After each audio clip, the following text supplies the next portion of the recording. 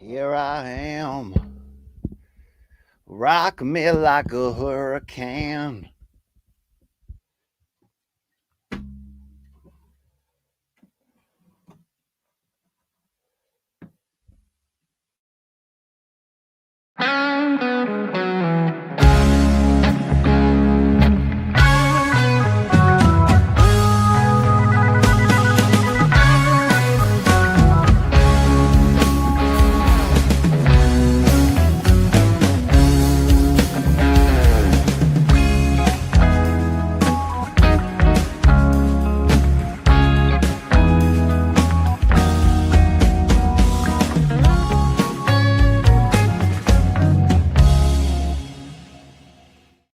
Oh yeah, how's it? Get fired up. Let's go. Let's do this thing. I'm not always there when you call and very rarely on time, but Brian Campbell's back on a Wednesday, not 4 p.m. in the East Coast time. It is 1 p.m. Got a big kids track meet today. Got to go be a pops and enjoy that. But fired up to be here. Hope you are as well. This is another episode of Campbell's Rambles here on the old BCX, okay, the Brian Campbell experience. Shout out to those who observe such a date as Wednesday each week when they get an opportunity to kick back. All right, 2-drink minimum. Smoke them if you got them. Tip your waitresses. Let's go. Okay, protein shakes for everybody. Let's do it. Let's get fired up. If you prefer the green liquid, right? Then get after that too. The old AG. All right, that's what I'm talking about. Ramble, old man, ramble.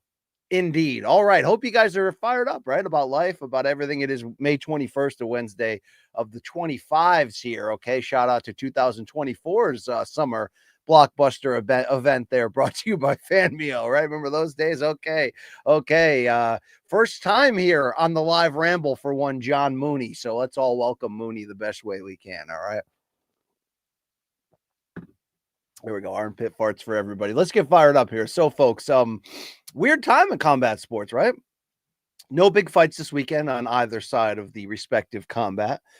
Not much going on in the box in June either, although July is going to come back with a bang. And really, Dixon Cider, which should be all of our goal here. Yeah, let's pop John. What's that guy's name? Mooney. Let's pop Mooney's cherry for the first time, right? John Mooney, everybody. Let's welcome John Mooney here.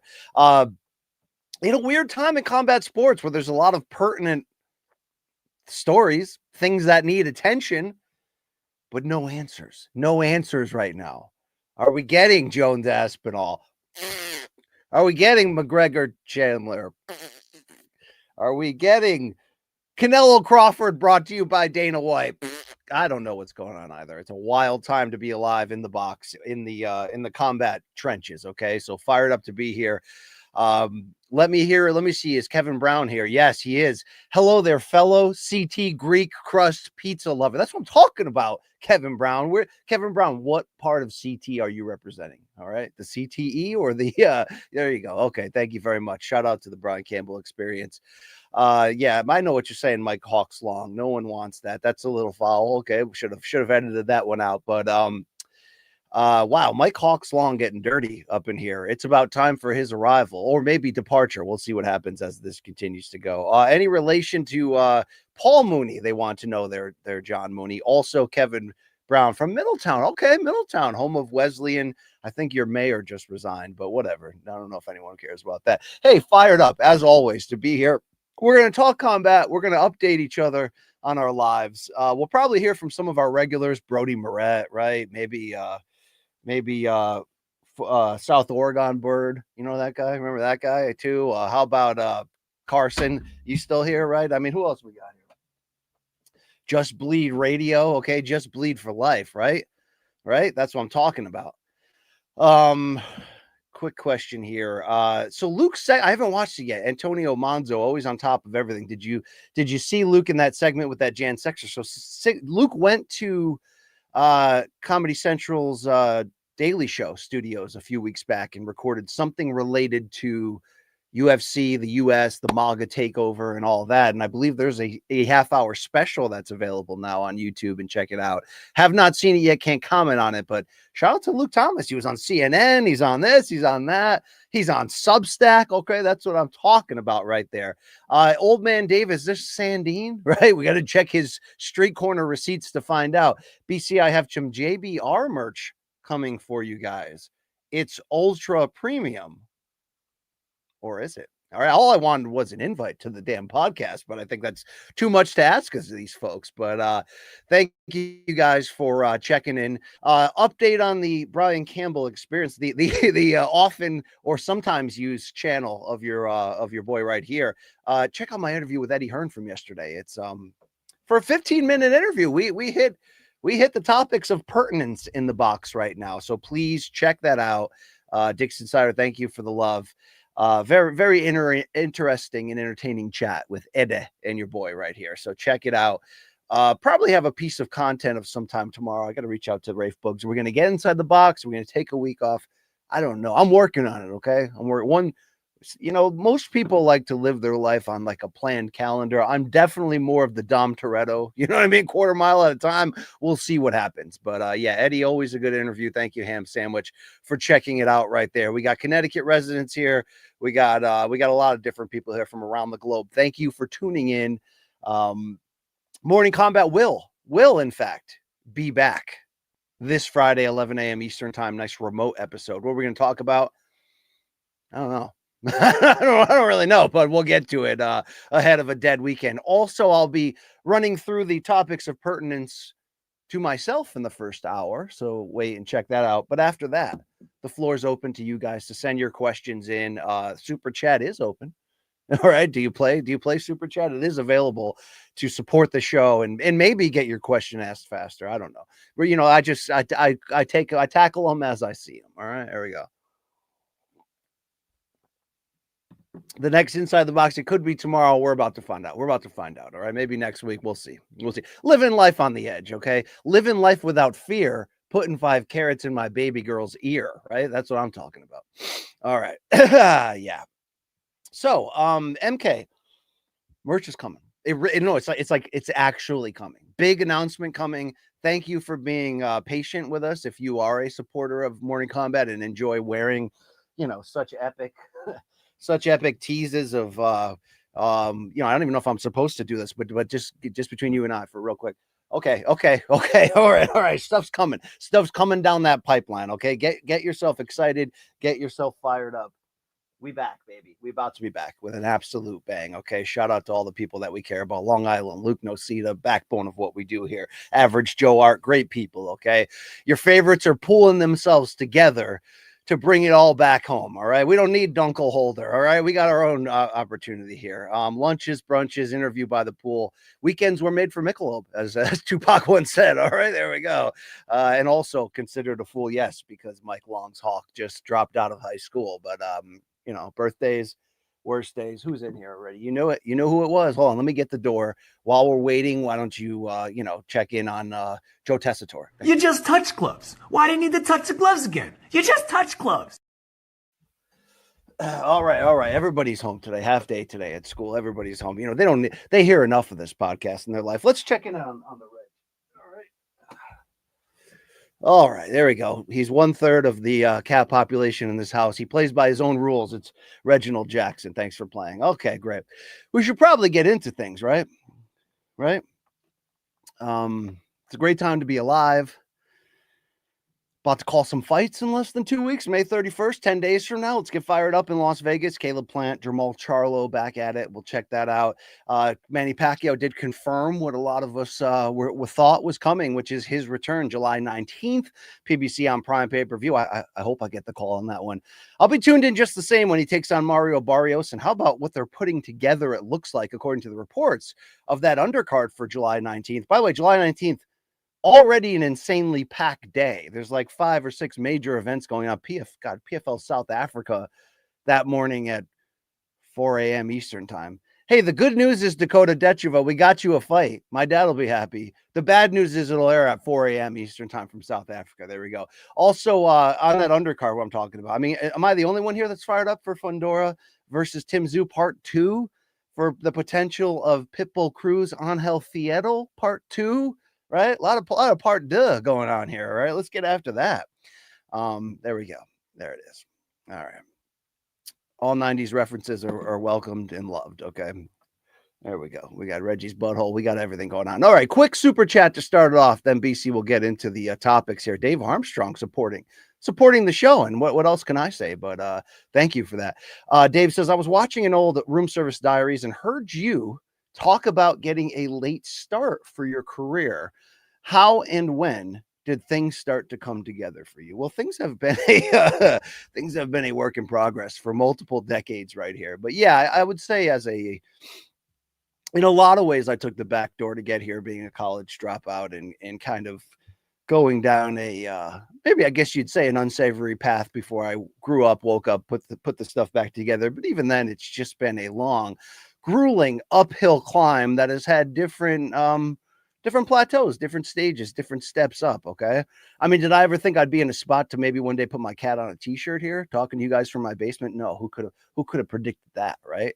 But calling fights, stuff like that, it was just all a dream. But here I am. When did things start to turn around for you? I'd say there were some big breakthroughs, including getting hired at ESPN in 2005 was a breakthrough. Beginning to talk on air about boxing in 2013 was a big breakthrough with a digital series I had on ESPN. You know, there's a lot of little breakthroughs along the way that you keep building on top of each other, and you got to be long suffering to get to the end of the this rabbit hole here. But it does pay well on this end, so happy to live out my dream and walk it out. Thank you for the support, Dave Armstrong. Don't give up on yourself or your dream. All right, it's never going to be a straight line to get there, but really the thing that decides whether you get there is what? You. I mean, it depends. You know, you can dream to be big and say I'm going to go to the NBA and I'm 5'0". Probably not going to happen. But when we're talking about things that are tangible or maybe even a little bit intangible, maybe a little bit ridiculous, the only way you're going to sign the end of that story and author it is if you stay at it, if you keep throwing punches, if you don't give up, if you keep getting up. All right. We once heard a man named Luke Thomas say, don't follow your dreams because you're inevitably going to be disappointed. Hogwash to that BS. All right. Get after it and believe. And even you could be sitting in a basement live on YouTube with your cat. All right. You know, who knows what's going on below the belly, right? That's that. But what do we got right here? That's what I'm talking about, right? What a press tour of Ajita this was for me, but good payday at the end of that. So shout out to them. All right, there we go. Let's get into some combat sports topics, okay? All right. Real quick from Dixon Cider. Everything changed for BC when he found that magic lamp in the streets of Agrabah. Yeah, that was a big breakthrough moment for me, no question about it. There we go. These guys, they just know me. They just know me well. Brody Moret, I'm quitting in the corner, BC. Throw the damn towel. Yes, a lot of days it feels like that, Brody. Okay, even for me nowadays, right? But you gotta make that decision. And for me, that decision is for life. All right. I've made the decision that I'm gonna find out what it's actually like at the top of that mountain. It's probably cold and lonely, but I'm gonna find out. I'm gonna keep climbing, keep crawling till I get there. All right, let's do it. Let's do it. Shout out to Long Suffering. Yep. Shout out to Long Suffering. Well, okay, there we go. There it is. Yep. Well, sometimes you hit a figurative sense, at least. Sometimes you have to, right? Let's get into topic number one. Silence everywhere on what you want to talk about here, BC, on what the frick is going on in the superpower, the elites coming together. Turkey al-Sheikh, the Kingdom of Saudi Arabia, supposedly funding and fueling a TKO boxing takeover that was supposed to start in September with Canelo Crawford, maybe even on Netflix. And what do we have now? We have it one day later. No stadium, no city, no cable company / outlet. Sella will promote it. And maybe more importantly, no one's talking. Yeah, it's time, DJ Serenity. It's time to talk Turkey. All right, it's time to talk Turkey right now. Nobody at Ring Magazine talking about Turkey right now. I'll tell you that much. Maybe not a surprise. I did have a piece off of my Eddie Hearn interview, and which I thought was pretty pertinent to the topic. You know, where I asked Eddie straight up, "You're working with Turkey right now, but on March 5th, we all heard the announcement that at some unannounced date, it's going to be Turkey and TKO. It's going to be Turkey, Dana, Ari, Nick Khan against the world and everybody else in BC. You're SOL. But I thought it was interesting when I asked Eddie, like, what does that mean for you? What's your end date when you talk with Turkey? What's the period that you look ahead on the horizon and go, okay, I'm with him until I'm not at right about that point in the timeline? And what Eddie said was, I don't think there is going to be an end date. He said, I think, Tutu, aka Turkey, is going to work with all of these power promoters through Riyadh Season, through Ring Magazine series. Okay. And, and Eddie would continue to say what a lot of people have said who are not part of the TKO takeover, which is he struggles to believe they're going to make it. And I think we all have a lot of those doubts from the standpoint of fighter pay through how are you going to access these huge names to really make it you against everybody else with the walls around your promotion. You're trying to build the UFC in the box. You need the fighters to do that. Unless you're going to be buying a promotion outright, how is that going to happen, right? So we all have those doubts coming in. But what we have seen coming out of weekend when Netflix here's what we do know. Netflix had an upfront in New York City, like all major networks have, where they announce their fall lineup and schedule. In this case, Netflix announcing events into the midway of 26 to let the advertisers know this is what we have coming. All right, get in line, lineups, pay us that money. Works everywhere in television, where they talk about streaming, cable, whatever you're talking about here. And what we do know that weekend is Turkey tweeted flying to New York with an airplane emoji. What we do know that weekend is Dana White posting on an Instagram story of him at like a cigar lounge in New York City.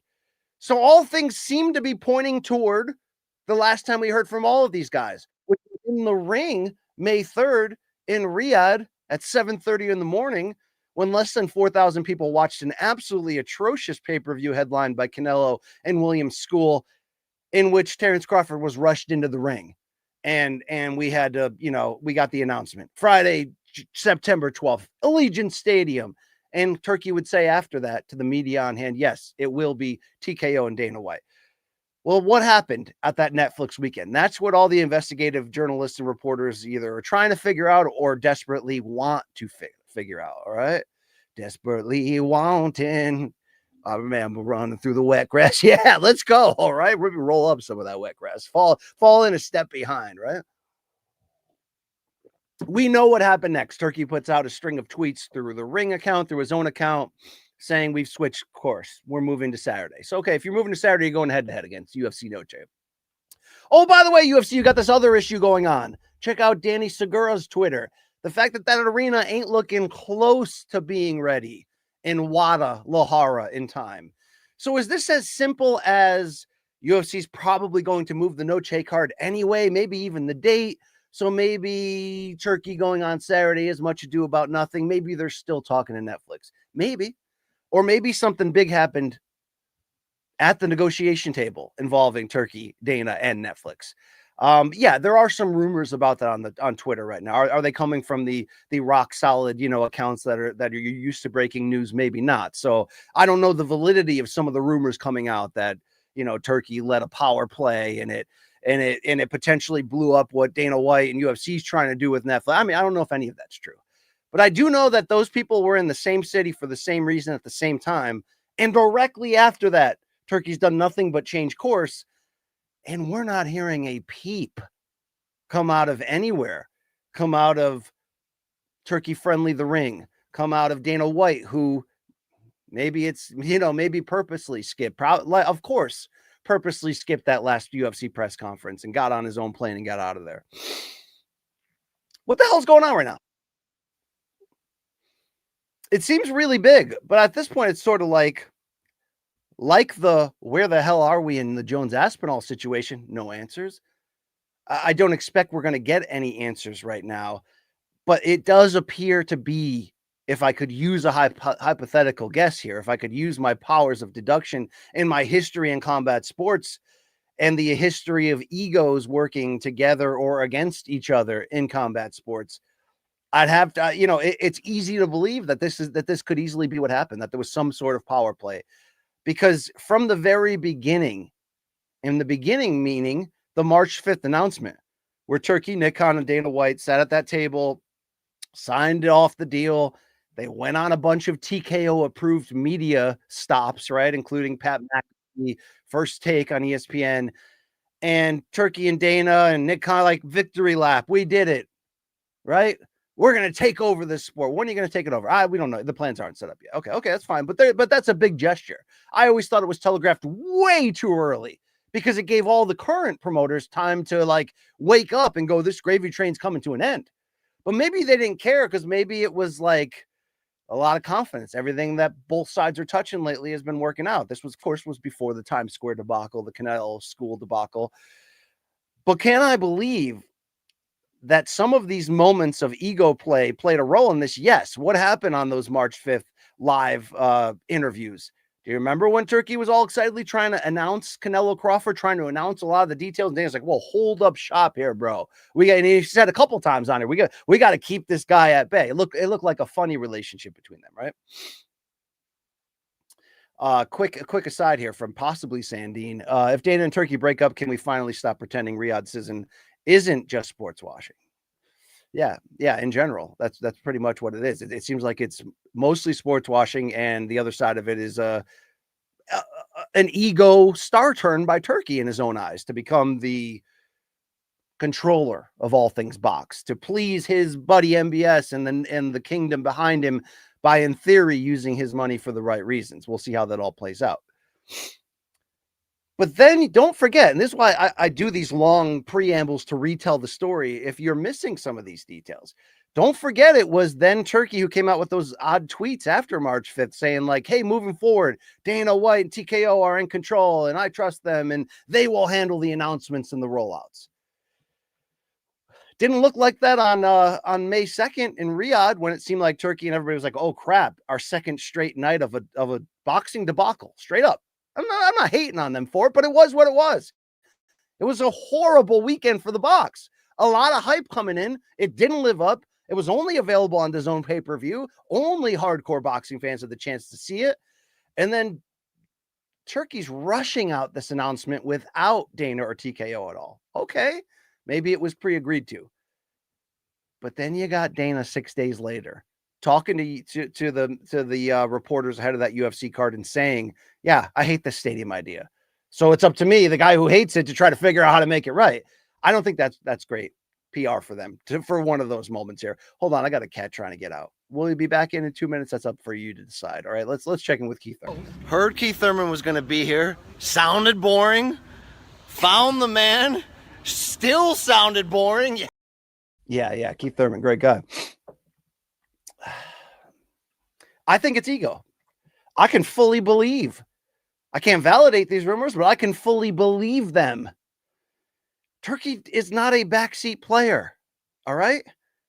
Read behind the paywall of the New York Times feature, hit piece, whatever you want to call it, that came out the week of the Times Square card, the 1st of May, that dictates the entire sort of public run of Turkey and the role that he plays as the controller of the general, the controller of the money going toward entertainment for Saudi Arabia. From allegedly him literally leading the coup for his buddy MBS to take over the crown princeship and doing some very unsavory things allegedly to the guy who was supposed to take that spot. Turkey was behind that. Turkey's got his own section of the jail, according to the New York Times, where he puts people in for tweeting negative stuff about him. They ain't controlling Turkey. Okay. Dick's Insider said it. You can't control this man because this man lives by a different set of rules in a different culture in a different country in which they got more money and power than everybody else, more leverage. They can employ cutthroat tactics, and in some ways, quite literally, they have. Are they going to take is Turkey going to go from being this literal celebrity, and he loves it? Shout out to him. I think a lot of us would if we were in that spot.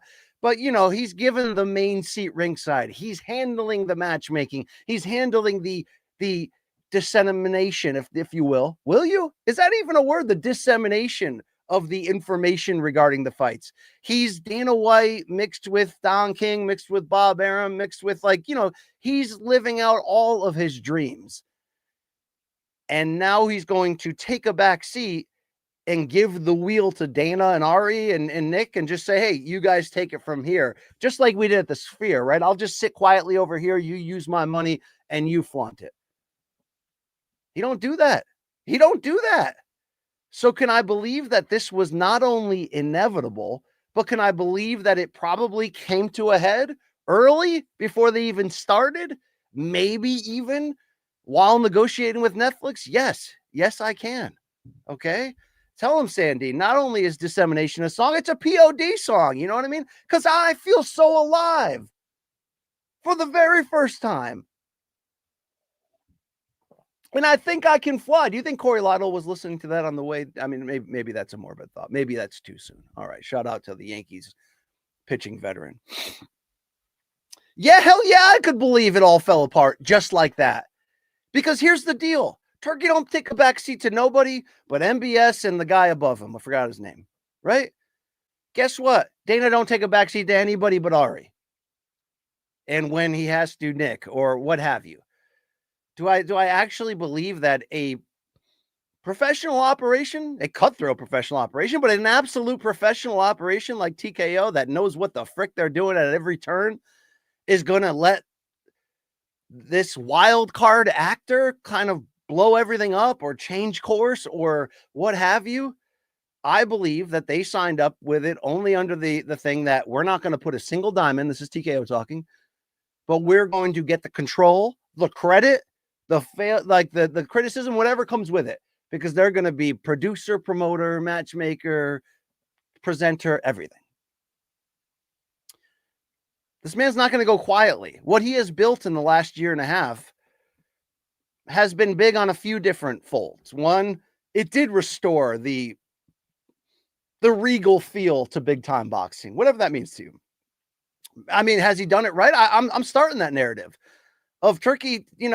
Maybe he doesn't know enough about the North American boxing landscape, streaming wars, pay-per-view distribution, because most of this big stuff, which, if you really wanted to make an impact in the sport and take it over, or if you really, really wanted to reach the masses with your sports washing message, it ain't going to happen on DAZN pay-per-view. I know Turkey and his country put $1 billion in there and own an eighth of it, reportedly. It's not going to happen there. That's where the hardcore fight fans live, and that's it, at least in the States. A lot of this money that's just been set on fire for their own purposes would have gone a lot further in hindsight. I mean, imagine if that Times Square card was done obviously done better than it was, with like 30 rich people watching behind huge fences. But imagine if it was done the right way, and that's on CBS, NBC, Fox, ESPN even. Right? Brody Moret's got a take. And we welcome takes. First takes, second takes, whatever you got here. BC, you're wrong on this. Well, bring it, Moret. All right? Step up to the plate here. If Turkey and TKO are beefing, we got to be Team Turkey. I'm anti-TKO. I mean, look, the friend, the enemy of your enemy is your friend. Yeah, I get all that. I mean, the most dangerous thing is those two. This is Zoe the cat, by the way, who does not enjoy being mislabeled lately as Reggie, her skinny, more diabolical brother. All right. Thank you, Zoe. Hope you're doing well here. What do you want to get in on this, Zoe?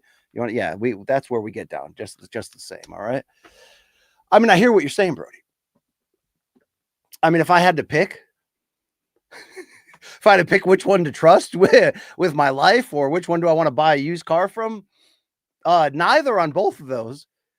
But if I had to support one of the two for the health and uplifting of boxing, I'm Team Turkey on this one, guys. Okay, because I know his intentions. I don't trust them, but I know ultimately boxing, to some large degrees, benefits when he's pumping money in and making big fights that previously couldn't be made. It didn't work May 2nd or 3rd. It certainly worked Bivol, Better, BF 1 and 2, all those heavyweight matchups before that. I don't need either entity in this sport, though, to be fair. 2023, we must remember, was an awesome year before Turkey came around. That's another topic for another day. Thank you, Zoe. Zoe loves boxing a lot more than MMA. Just want you guys to know that. All right. Zoe's got a serious left hook. I mean, she's the only cat that will fight the dogs if she has to. She's not afraid of that. Okay. Zoe gets after it. But I guess, if you're still watching at this point, you're like, BC, get to the point. Where are we at? Where are we at in this point? I'm happy if this is it. If it did blow up right in front of our eyes, if it's grand opening, grand closing on the evil empire, I'm much happier that it would happen. All right. Shout out to Zoe. I'm much happier that it would happen now before we kick things off. And if this is true, and obviously we don't know, no one's speaking right now. Have I tried my due diligence? Yes, I have, to try to get some whispers, to try to get some words on the record. Nobody's speaking right now. But I'm not surprised, MFers. Because as I've said from the beginning, and look, there is something to be said that we could be getting played by Turkey, 100%. He's done it before. He's used his powers of the media to do it before. So keep that in mind. But I literally did not see any good coming for the sport from TKO being involved. Do they have a history of promoting the shit out of things? Yes, of course. But it's Dana White and the Fertittas. And that's why I do want to separate two things. Like, it could be perceived, if you follow my work on Morning Combat or here or my writing on CBS, BC's got a hard on against, all things authority here, MMA, UFC, Dana White, TKO, and that's not really the case. I mean, it can be comedic when Dana White puts me in these videos and we can laugh it up and criticize his moves after that, and they're very criticizable moves, by the way. But the reality is, I want the sport to be healthy. I like the old days when we used to kind of be Team Dana for a large degree and kind of partnered with him, meaning like we were all after the same goal. You heard me give that speech a million times. We all wanted MMA to grow and be big and work. And but when I say that recurring joke, I mean it. TKO is the worst thing to happen to combat sports since CTE. At least if we're comparing 3-letter, idioms. What's the word? Forget the word I'm looking for. We don't know anything about the pedo-Sadanic war from the Greek mythology like Luke and his dad talk about, okay? My dad and I talk about Dakota Ditcheva, like it or not. You should probably not like that, but that's okay, all right? What I'm trying to say, ultimately, is that I didn't see a scenario where TKO's involvement was going to help the sport of boxing at all, outside of possibly being the conduit that brought more consistent big fight promotion to Netflix. Part of it meaning Jake Paul's already established that, and he's got another one coming up in July. It seems Netflix only wants big fights, can't miss moments. I don't know the real truth here. Is the real truth potentially that there was an ego fight involvement of who's really in control, or did Netflix not offer what they thought they were going to get for that fight? Is that fight hot right now? No.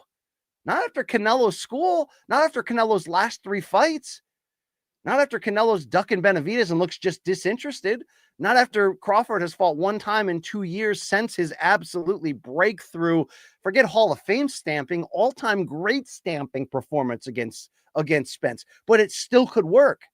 But outside of, oh shit, UFC really handled the production well of that pay-per-view in boxing that they did that time with Canelo and Crawford, I didn't see a long-term thing that benefits anybody but them and their investors and the money. Because if you have been paying attention to combat sports, and if you have been paying attention to the UFC and WWE over the past 1.5 to 2 years, you'll notice what I'm talking about. UFC previously, the Fertittas, did they do it all? Did they make all the right calls? No. Are there a lot of things we might not know behind the scenes that went on? Maybe, but they were hugely successful. Dana and the Fertittas, hugely successful at sort of rewriting how you successfully promote big time combat sports. The caveat always has to be there, of course, that they had a level of control from an outright monopoly. In the mid-execution of a monopsony, they had a kind of control that people in boxing will never have. But that's not going to work in boxing. That model's not going to work in boxing. So TKO is really where my issue is. They're not going to bring anything good to boxing. They're gonna find more value extraction for themselves, keep people underpaid, mess with the system that is. Is the system broken? Freaking yeah, it's broken. Okay, their floor sanctioning bodies are more corrupt than anyone. But it's not like I look at TKO as the heroes we need against that mob, because they're basically like, we don't need any of you. We're doing our own thing over here, and you're either with us or you're against us. But how are you going to bridge the gap of the 2 models you have announced? One meaning you hope to put on big fights 4 times a year on Netflix, and the other meaning you want to start this prospect league paying people peanuts. That's a 10, 15, 20 year gamble to try to get everyone to sign with you. Short of TKO and Turkey announcing that they've purchased 3 of the 5 major promoters, short of that, the odds are against this thing ever working.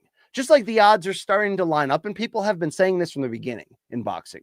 And I don't know if it's a defense mechanism because we've seen so many players come into boxing threatening that they're going to take over with their money and their promotional ways, and they get left, walking backwards broke with their tail between their legs. But from the beginning, a lot of people are saying what I'm finally coming around to. I don't know how long the Turkey experience will last because it ain't his money. It's the kingdom's money. And they got larger goals, and they're in multiple different sports, and not all of them are working out. And maybe boxing's easier to take quick, firm control, which Turkey has. When you get literally all of the major power promoters opening up the back door and say, here, take my fighters and go do something big with it, we'll all get paid. You have done that. Obviously, PBC has been the least on board. Top Rank has been selective in their times of aligning. The other promoters have been outright whorish, if you will. But that's their right. That's their financial right to do. TKO is the issue here. So if this is really blown up, I'm both not surprised and not broken up over this for sure. I don't feel like Turkey's going to be around in 2 years anymore. I really don't. We'll see how that goes down. I'm not wishing ill on everyone that works at Ring. I know mostly everyone that works on Ring and have known them for years and plan to keep knowing them and respect to certain degrees a lot of them as well. All right, I'm having fun with Versace Rick Reno and his character here, but I like Rick Reno behind the scenes a lot. But I don't know when or how the truth will come out, but it's going to be saucy and it's going to be interesting about what happened here. And if we're just all getting fooled by them, to what end? You have to ask yourself, like, what are they going to gain by this? Unless it was Netflix saying, we're not sure on that price, but let's shelf these talks. Because notice the upfront happened, and there's no mention of this fight. And this fight would have to be high up on that list of the one night only live events they're doing, right? Is it bigger than Taylor Serrano 3? Yes. And I'm so happy that Taylor Serrano 3 is going to Netflix. Hugely happy. Hold on, I got to pause to see the latest Johnny Meat tweet. You guys ready for this? Here we go. From @JohnnyBones on Twitter. I don't know if I want to call it retired. I feel like I'll always have an ability to pop out and show him, oh, he don't want this fight. I've had many breaks throughout my career. My identity outside of fighting is well intact. I really had fun in the back of that motor. Oh, no, I added that part. I'll take out the motorbike part. I'm genuinely enjoying life. I'm growing in different ways. End quote, end tweet. Probably end of the Johnny Bones heavyweight title reign if this angle keeps up, unless he's playing 4D chess with the UFC in terms of negotiations. But either way, we all freaking lose because this soap opera won't end. Thank you. We're starting off bad vibes only, apparently, on the Brian Campbell experience. Why? Because truth must be told. It must. It must. Thank you. All right, that's topic number 1. All right. That's how I get down. All right. For all you hundreds of people that get down with me. That's what I'm talking about. All right. Marc Antoine Beausoleil Burial is back. Thank you, my French brethren. Zoe versus Reggie, no time limit. Who wins? Well, we've previously established Zoe's boxing advantage and weight advantage and strength advantage over Reggie is legendary. She has great defensive fighting skills. She'll fight for survival, but I don't think she's a killer. Reggie's a little more of the predator killer that will, Homer Simpson his way to a win by taking punishment with no head movement or blocking, but inevitably just trying to get as close as he can to get in, not the choke to end it like I will to Luke one day if he crosses me, but more like, once Reggie gets the teeth into the Adam's apple on the throat, they all submit to him. They all surrender. So Reggie's going to win that because he's definitely more diabolical. But I've told you before that thug has a heart. Okay, at the end of the day, you get Reggie. Basically, you cross paths with Reggie between 6 and 8 a.m. and like 7 and 11 p.m. and you're getting the best cat ever, right? But it's the other time Zoe knows that this guy's just a menace to society. All right, Reggie, the highlight Jackson. There we go. All right. Yeah. So that was topic number 1. Let's see from Brody. Skip the topics, BC. Let's just talk about Kell Brooks sniffing that powder. You think he ever forgave his friend for filming him? Yeah, I know a lot of people don't even like talking about that because it's sort of like it was a jerk setup, how he got trapped into that. And at the same time, like, who are we to throw rocks at the glass stone of have you done things to let off steam in your life that you regret or don't? I mean, he's a new father. Shout out to that to Kell Brook. That was a little bit surprising in the boxing family too with Ebony Bridgers. But yeah, I won't comment too much on that. I mean, it's a bad look when that goes out. I wouldn't recommend that activity. But Kell's retired. Let's let him be. Let's let him live his life. He gave both eyes. All right. He gave both eyes. All right. That guy had some balls to get into that Triple G fight. He gave us both of his eyeballs. Thank you very much. Okay. A lot of great questions coming in on the super chat. We'll get to those top of the hour. Thank you. Thank you very much. Brody Moret, I hope that prick Mike Coppinger never works again after ring fires him. All right. That's a little too aggressive. I go a long way back with Mike. He was, when I first started on the boxing beat, he was that loud, annoying college kid who was, who was like freelancing for USA Today and would show up, has Cobb had some missteps along the way? Yeah. And Shakur just dunked on him pretty damn aggressively, Bob Arum style. But yeah, more to come on our Patreon show later. Shout out to Cobb. There you go. There you go. Topic 2. I mean, when Luke and I said the term, quote, future champion, is that like a timeless prediction? Is that without borders, without, maybe not in the octagon, although they could have resigned him, but maybe there's still time for future champion Kevin Lee, who just signed. All right. All right, BC, what did you do behind the arm? You already know this. You already know this, Hawks Long. We did some things we regret. Back to topic 2. Future champion Kevin Lee is with the PFL. And I was happy to see that because he's like 31 still. He's young as crap. All right. There's been stops and starts. There's been big fails. There's been moments where even your boy BC has been like, he's never going to get it. 32 years old is he right now? Yes, he is. And also PFL is an absolute shit show right now. I mean, think about this. They're going to South Africa. They care more from a matchmaking percent on international cards, which is their only chance to drive up live gates.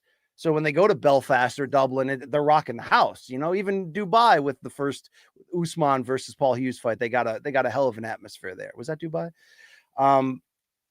But now they're going to bring middleweight world champion. We don't say Bellator anymore. And also we don't have our own champions at PFL. We have a lot of champions. You get a champion for coming through the door. You get a champion for saying smart cage on the air. You get a championship belt.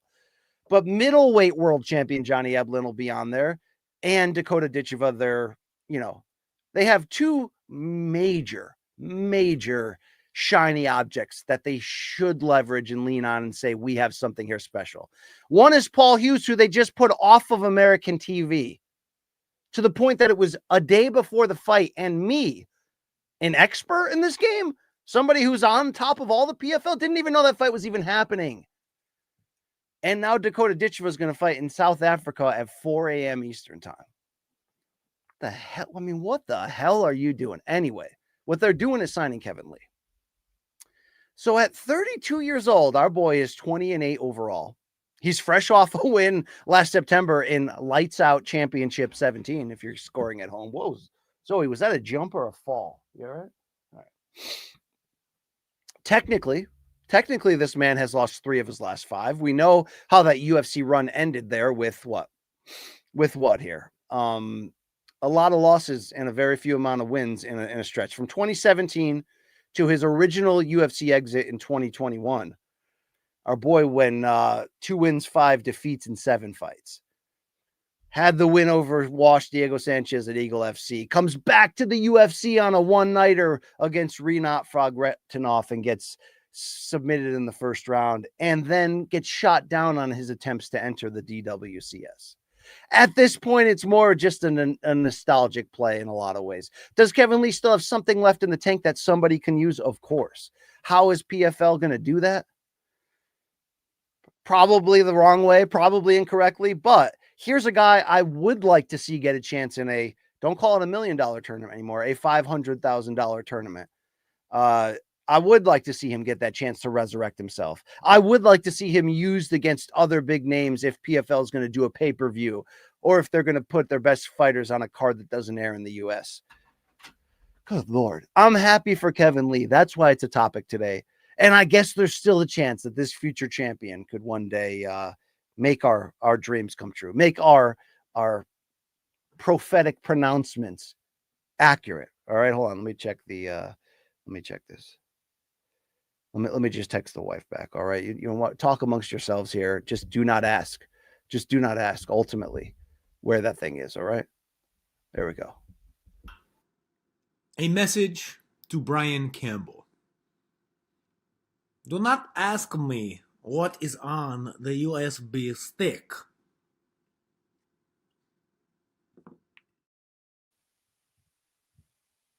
Thank you. Thank you, Rafe, for that little interlude.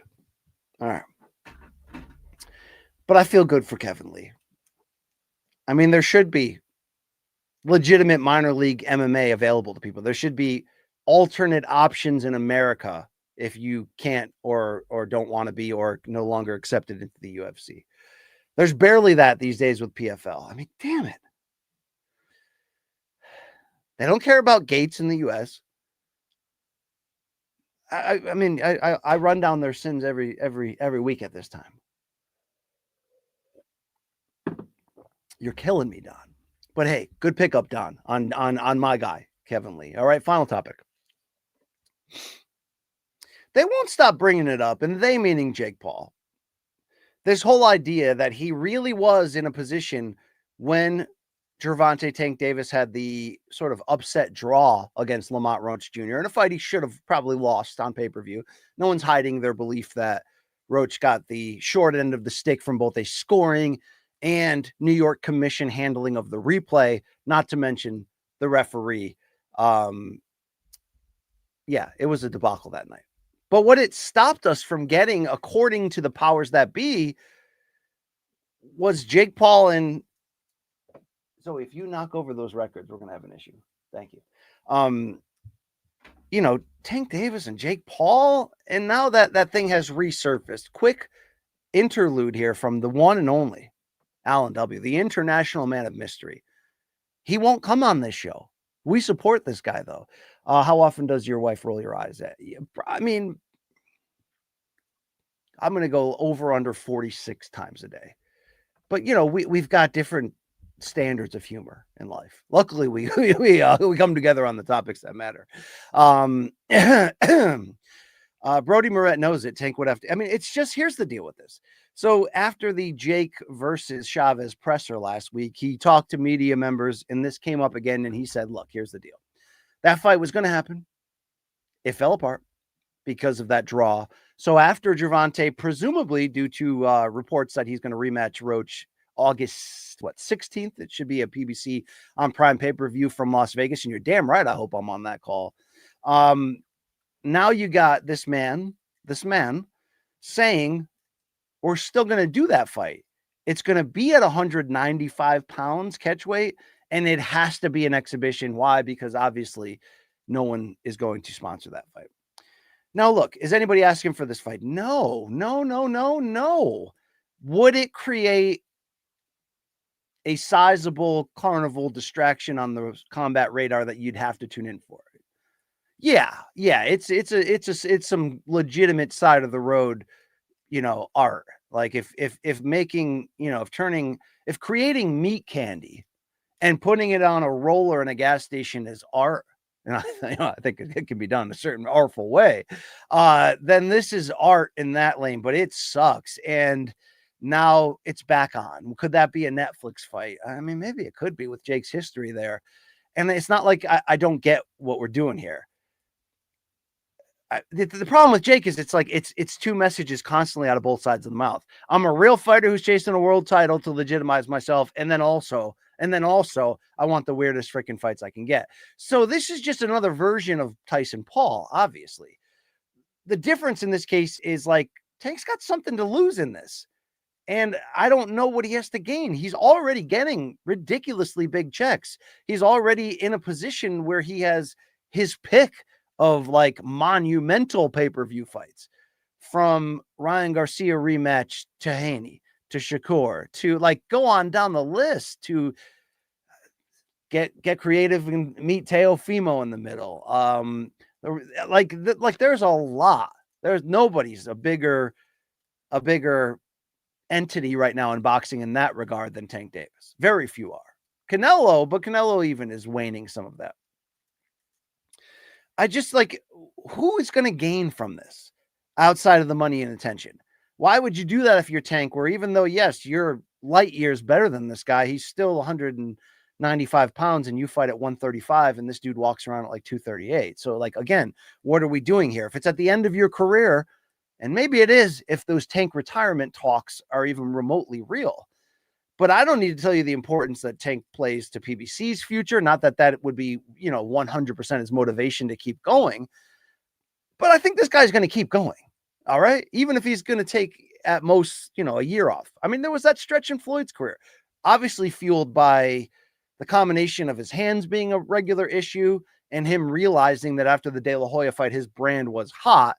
And look, to his credit, they did WrestleMania. They made a crap ton of money. They did Dancing with the Stars. They got him out there. And in that time, he's fighting once a year or every other year. And it wasn't great because that coincided with Pacquiao's rise and the talk started of that, fight that took 5.5 years to get to. But this ain't the time for that if you're Tank. And why are you going to risk getting hurt potentially on a heavyweight against you? There's just really nothing to gain when you're already such a big earner, in my opinion. And if you're Jake, yeah, the Tyson fight opened doors with Netflix. The Tyson fight made you even more money and fame. But it basically took his already questionable boxing reputation. Questionable because, like, we respect the hard work. We respect the promotional skills. Like, there, it's not irredeemable. There's a lot to applaud or be inspired by certain elements of the Jake Paul story. But that was a stain that the Tyson fight put on. And now we're going to do the corpse of Chavez, but it is a means to the end because it's one step closer to real fighters. It's, oh my God, I beat this former champion, asterisk, asterisk, asterisk, but you get the point. But him versus Tank is just like, what? So I hope not. Okay, we don't need it. Nobody should want it. Really, the powers that be should not want this unless Durante's like, yeah, I'm retiring, so I'm doing this fun fight on the way out. Even then, he probably comes back a year later because he's got such a short window to make stupid money and have an opportunity to be the absolute best in the game. Now, if his heart's not in it, I would encourage him to get out or take time off. But I'm not fully convinced that he's fully convinced that that time is there now to do that. And let's round out that resume, Gervonta. Let's get those young champions on there. Let's get Keyshawn Davis on there. Let's get Shakur Stevenson on there. Let's do this thing. We don't need this Jake thing. All right. Those are my 3 topics. We're going to start to play with yours, if consensually, if you will. All right. Who's this guy? The guy in the chair. I mean, aren't we all, right? But do you have this lady with you? That's what I want to know. Okay. Why wouldn't PFL not go to a neglected UFC market here in the States and plant a flag like Strikeforce did in the San Jose area? Yeah, Strikeforce did successfully in that area.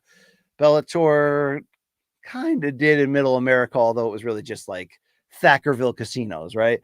But I get what you're saying. Yeah, there's a lot of what ifs here related to, or why nots related to PFL. I mean, I just saw Don. First of all, Don's tweets need editing. Like, they're to the grammar, spelling, just like, we already know you're not that guy, but you're continually acting like you're not that guy. Like, let's get that together. But secondly, and I don't crap on Dom and like, I mean, I crap on Don, but I mean, like, he's obviously successful in aspects of business and this game. He just shouldn't be in the position he's in and the mouthpiece he is. But he's playing up, yeah, man, we're so excited to launch PFL Africa and we got PFL Australia coming up. It's like, again, these are things that are part of 20-year plans to expand your brand and go global. Are you really going to be gaining that much money from launching these, that you're basically fully neglecting the power of your absolute best fighters to try to do the one thing that you claim you've already done, which is put yourself on par with UFC and in position to compete with them? Yeah, I would like him to do a lot of things like establish an ability to sell tickets in the States. Let's go. And it doesn't have to be huge arenas, but like, shouldn't that be part of your goal? Or is it F the fans? You're playing for the TV contracts and that's it. UFC's playing for TV contracts and government contracts. They don't care about the fans either. And they're not going to move in the other direction until the fans move large enough together, arm in arm, and say, we ain't doing this. PFL, man, I mean, we can't keep doing this all show where we just, we can't keep doing it. We can't. All right. Jed Brooks said, look, Jed I. Brooks. That's Zoe. Okay, that's Zoe Abigail right there. Put some respect on her name, okay? Thank you. Spreading too far, too thin, blood and beer. Yeah, spreading way too thin. Spreading idiotically before you've actually established your home core of what you are. And if they say we already have, then here, what are you, PFL? You're a tournament that features not your actual best fighters. That leads to, okay, a nice prize in $500,000, which is half of what they made a year ago. And you're not even a champion if you win that. Like, what am I missing here? Okay. And that's the thing that you build your whole season around. All right. It's time for Brody Moret. Brody gets some good questions there. This guy gets loose and turned forward, prime Dale Senior style once in a while too. But hey, how you doing? Zoe loves knocking the Hulk Hogan thing down. Maybe it's her statement against racism, and I support that. Okay. BC says, Brody, nobody's talking about Edwin De Los Santos fighting. Damn right. Thank you for saying that. Fighting Keyshawn Davis June 7th.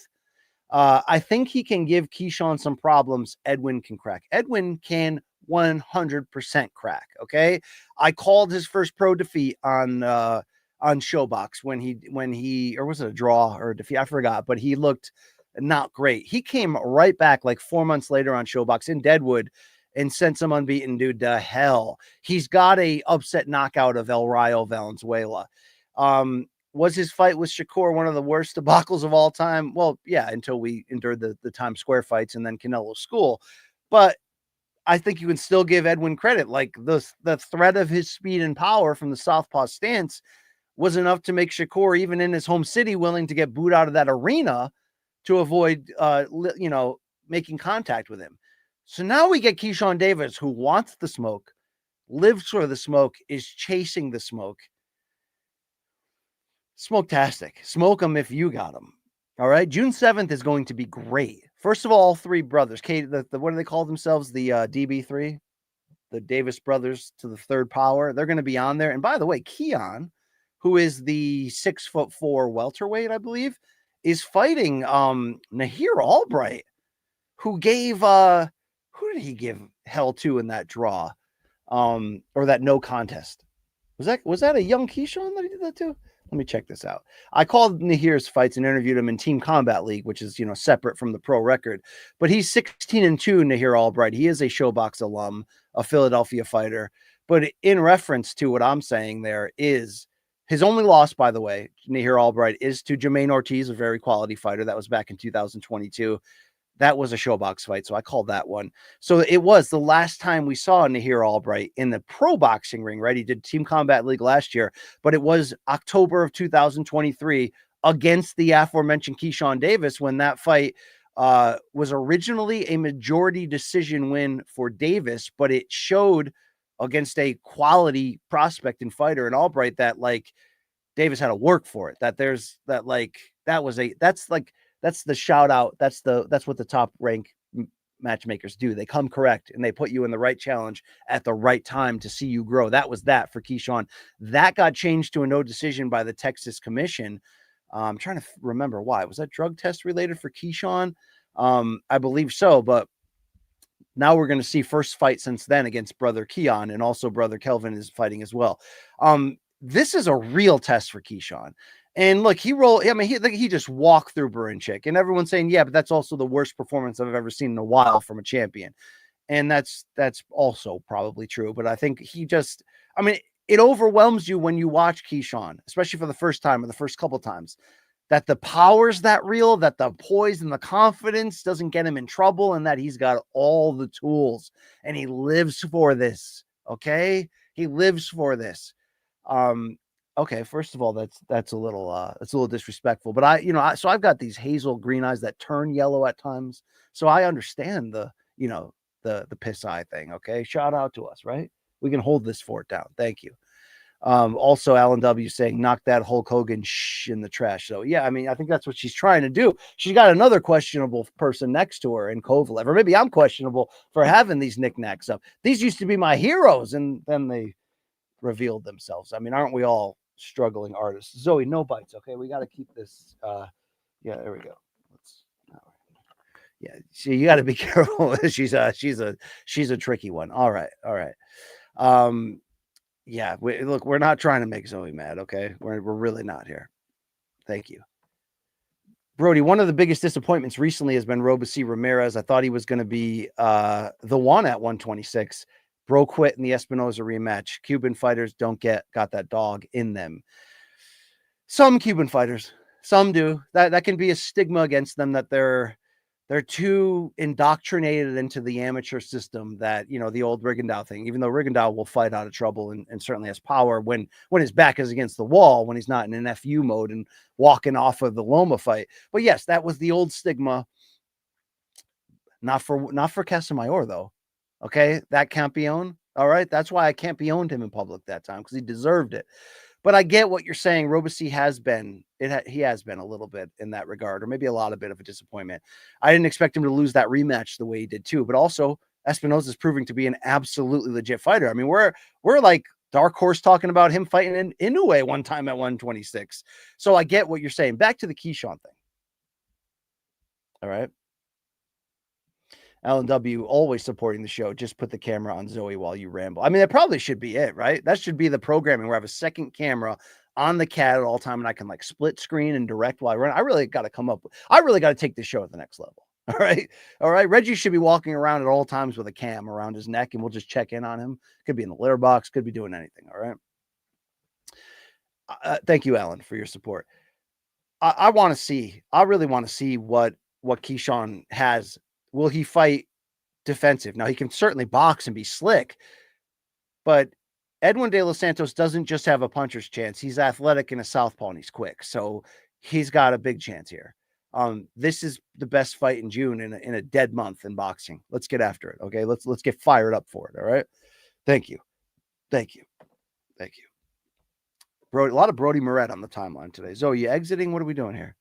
Indifference. That's how the cats live their lives, right? You want the rake. All right, Brody's saying, BC, did you hear Michael Jordan, the greatest of all time, is going to be working as an analyst for NBC? I did. Must be in gambling debt. Hopefully the bookies don't kill his mom. Okay. Well, okay. I got to file away. When Brody Moret speaks, we must preview ahead of time. Although that may have been true in 93 with Pops in North Carolina. Either way, it's a tragedy. Yeah, I read a little bit that it was going to be in like pre-recorded segments. I didn't assume that he wanted, I don't want to say that smoke, but the pressure of having this much of a platform and an opinion in the game today, meaning like you got to be like Shaq and Charles Barkley and willing to be that old guy, willing to be the two guys in the Muppets Theater on the top, talking about how these young guys don't have that dog in them, or there's too much load planning, or there's, whatever have you. Yeah, Zoe Zoe's looking for more camera time. There's really no question about that. And I think she did get jealous at Reggie's star turn. And so I'm accepting this. I'm supporting her ambitions here artistically. Thank you. What the hell were we talking about? Something important.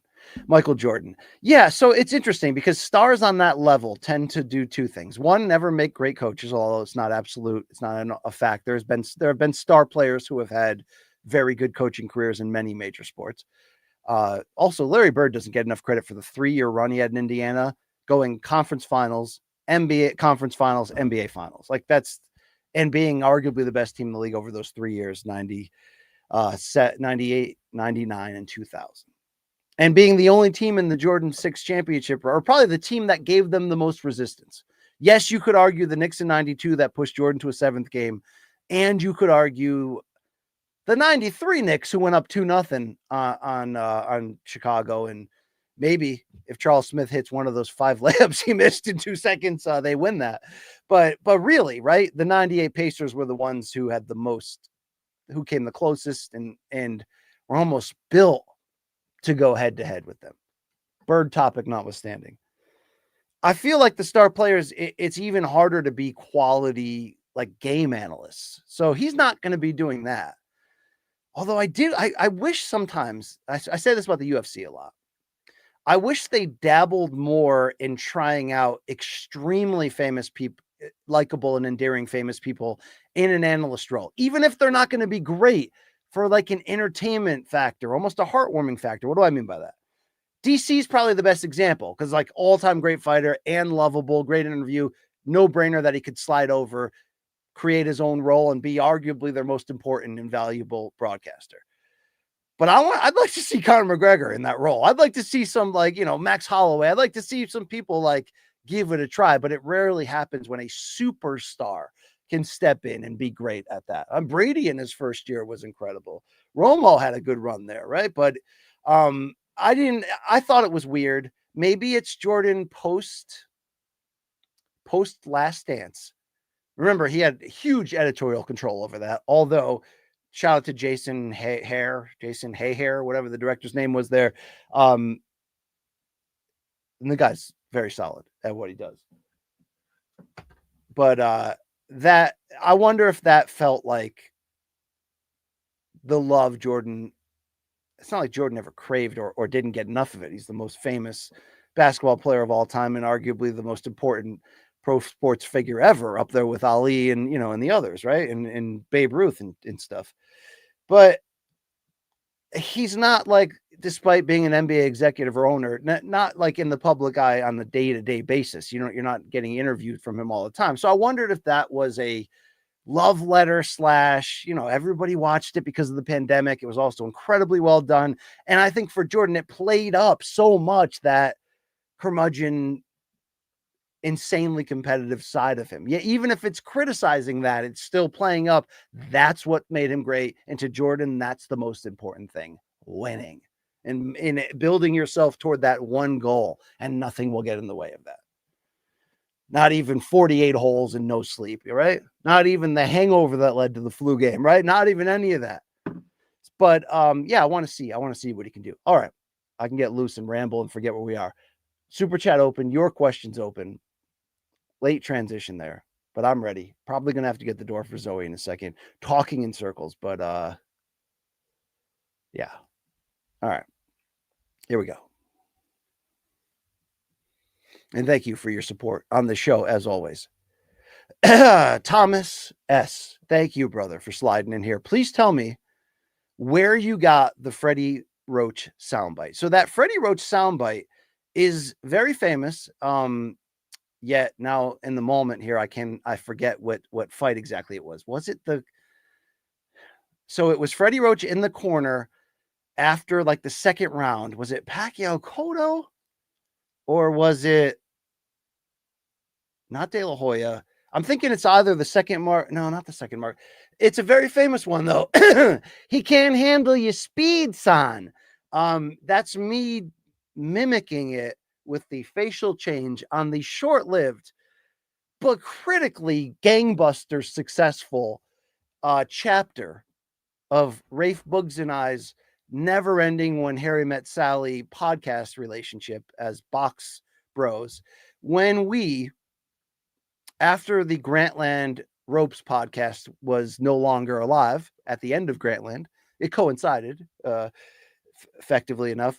We then said, look, we got to find another outlet. Snapchat was huge at that moment. Snapchat allowed you, obviously, I'm sure like all of these apps do now, to put on the different face filters of like, different pictures, and then you could talk for them. So we made an account called the, what the heck did we call it? The Rope Snapchat? The Bropes? I forgot what we called it. But we had a sort of daily back and forth with each other where we had different characters. I'd play Freddie Roach. I'd play Harold Letterman.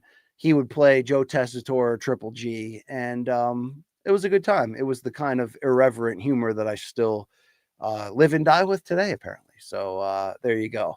But that's where that's from. Let me find again where the actual soundbite derived from. Just like Rafe and I's other famous favorite soundbite of let me put some water on your balls, that Eric Morales' trainer said to him after round 2 of the Zahir Rahim fight, where they just opened his cup and poured some water on there. Great translation there from Ray Torres, the old HBO longtime translator, who I don't think was ever known.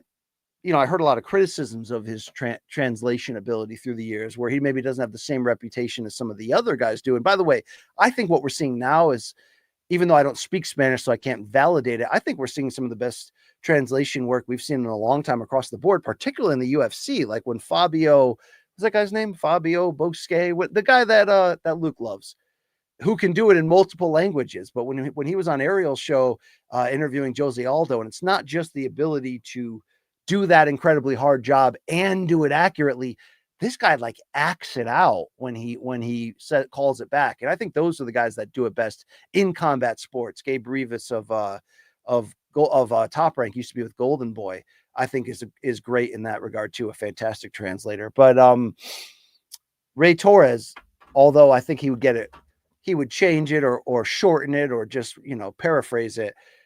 He had like a spice, I thought, to the way he delivered it, right? Like after round 2 of Ricardo Mayorga, Vernon Forrest 2 of 1, when Mayorga came to the corner and said something probably with N-word expletives, and Ray, it's like, that black guy, he hits hard. And you're like, yeah, I'm sure that's what he said. All right. Thank you very much. Enough of that question. Let's keep it going here. Old man Dave, Pat Miletich gets DUIs more often than I get my haircut. Wow, yes, Miletich in the news, the Jan 6 alumnus, unfortunately, with yet another DUI. Unsavory past outside of that. Let me get Zoe right here. You're going to have to play with something in the meantime. Maybe Freddie Roach. He can't handle your speed, son.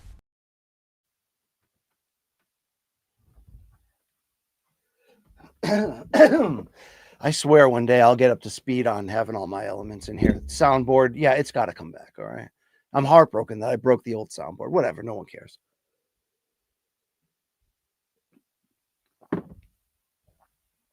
All right, back to your questions. And they have mounted. They are loading up here. Saul A. A1 in my book, all right? The finest from Louisville. Guadalajara venue. What Guadalajara we doing here? Great city, never been. Yes, thank you for the correct pronunciation, Luke Thomas. Unless Mrs. Thomas approved. There you go. Speaking of, shout out to Alex Caceres. Remember that guy? He's going to be back on the next Dirty Boxing card. I think it's June 14th in Miami. Shout out to Mike Perry and the crew for the second Dirty Boxing card. They got Jairzinho Rosenstruck in the main event. They got like Boston Salmon, Francisco Trinaldo on the undercard there. They got Caceres, Jessica Rose Clark. I'm like, okay, I see you guys. I see you guys making moves. I'd love to call that fight series there. That'd be fun right there. So, well, thank you for joining us from the gutter. And we got to see what's going on with this Noche. It would make sense if they just moved it to Vegas in theory. But are they now competing against Turkey, meaning head-to-head at the same time, maybe competing for the same arenas? Should they have to leave the Guadalajara plan behind? It is Danny Segura who is reporting that the arena there, which is not open and not finished, just canceled all shows and concerts through September 4th. So maybe UFC is getting enough concrete promises that like the date won't move again. That's it. You guys will be fine. You guys will open it. You guys will kick it off. Maybe for that arena, that's their financial white whale to kick off this arena. Maybe. I don't know. I'm BSing out of my A. Okay. That's what I do here. All right. Brody Moret. BC, have you ever been kicked out of your son's baseball game like many successful comedians do? If you haven't, I guess you're just not a beast of a dad. Everyone knows. All right, that's a problem. That's a problem. Shout out to Shab. Call it questioning the balls and strikes, and he got tossed there on camera. Yeah, no, I never have. I did coach my kids, my son Chris's basketball team for like the 4th, 5th, 6th grade era. And I thought I was actually going to be pretty good at it because I feel like I'm a good motivator. I feel like I could be a hard-nosed guy on the basics, like, can we box out one time this season, kids? I mean, is that possible? Okay. I don't say box out every 2 seconds because I'm like hoping you guys do it. Like, and that's the difference. I came up with the Vietnam vet coaches with the cigarette pack rolled up in the sleeve and like the homemade tattoos who were like, shut up and do it. We're going to memorize 50 plays. And if you mess it up once in practice, you won't start. But then we're probably not going to call any of those plays in the game, and you're going to deal with that and just shut up. And if you screw up that play, we will use the F word, right? So like I come from a different time. So I did enjoy the what you're supposed to get out of it is there was some great moments. Like there was this kid off the bench. We were in an overtime game and he hadn't scored a point all year and he was our worst player, but he like got the rebound and hit like a 14-footer at the buzzer of overtime to win the game. And we carried him off the court. Like those memories you'll never forget as coach, right? Like shout out to that kid. But I knew I was done for when I had hit the limit of being willing to allow them to stay on the floor and not attempt to box out once. And I called a timeout, brought the kids to the center of the court so that like the parents wouldn't be on top of you.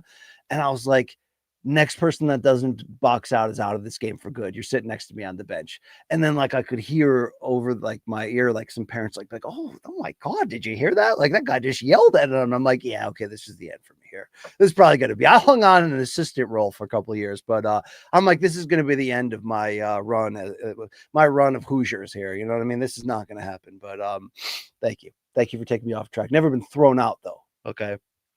Try to let those referees do their job. Although the rec court cash me outside at the ESPN or indoors, actually inside at the ESPN rec basketball league back in the day. Reminder, ESPN had 2 leagues, the A and the B league. The A league was like Jay Williams of Duke and a bunch of like ex Division 3 star shooting guards, right? And like the best athletic people in the building. B though was like 35 and over white guy league, right? It was like I could F around and have a 2020 game, right? Like, you could do some things there, but I've never been ejected, but I think the scorekeeper and the league director came close to throwing punches at me. But, I felt like I was, fighting for my team. I was fighting for good. It was a whole running clock debacle. Long-term story for another day. There you go. Don't take me off the court. All right. I earned this time. All right. That's what I'm talking about. Thank you. Antonio Monzo, a real one right here, right? Who wins in a game of horse, you or Rafe? So crazy enough, I never played hoops with Rafe, despite basketball being a big part of our friendship and him being a 6'4" stretch 4 with good outside shooting ability. He still plays, I think, a pretty high level pickup ball at various colleges, wherever he lives at the time. But I would assume that, in a game of horse, he's a better shooter than me, and that in a game of one-on-one, he probably can take me with that height advantage and my inability to jump and the fact that he can actually shoot. But if we were going to play for something meaningful, I'll fight him to the death on the court. You know what I mean? Like that's where it I come to win the game. Okay. Thank you very much. Thank you. I think the best things I bring to the table are not added up in a box score. You know what I'm saying? Probably my worst qualities as a human too. There we go. Okay. Let's keep this going. This is from Signature Sounds. Yeah, brother. Thank you for sliding in. Or sister. I mean, it's possible, right?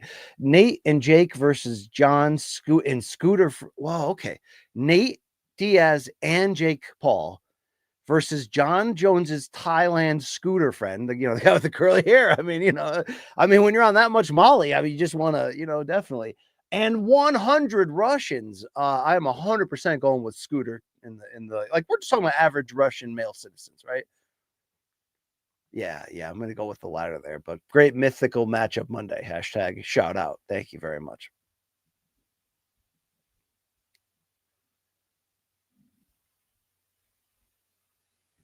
Nothing cool ever happens in DJ Serenity Now's boring ass hometown. Yeah,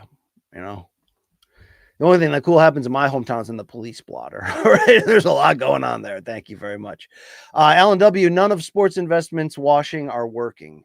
Yeah, it is kind of like that weird time. And I see a lot of people finally getting on board, and you see these like think piece tweets on Twitter of like MMA has never been lower than it's been. I think even Ariel's been having somewhat honest talks like that with his various guests.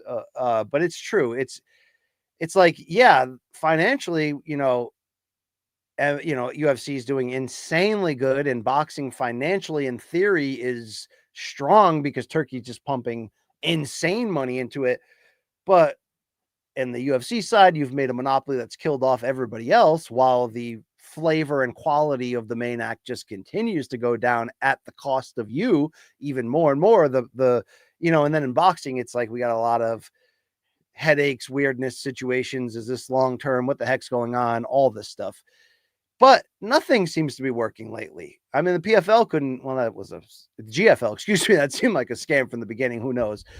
Maybe they really were hoping that draft could have influenced some rich people to send money. But like, look at how, I mean, I've heard people say to me off the record that like Don Davis's track record of getting really, really huge investment, and then as we see, not turning it into huge positives, is kind of hurting the entire business and leveraging a lot of people's ability from these same type of lenders to get that money. I don't know if that's true. It's very freaking interesting though. It is a rough time. It's a rough time. It's a rough damn time. That's why I think there's never been louder a voice of not just angry journalists, but like fed up fans that are like, everything kind of sucks right now. We're kind of on our way to this tariff-driven revenue, recession ridiculousness.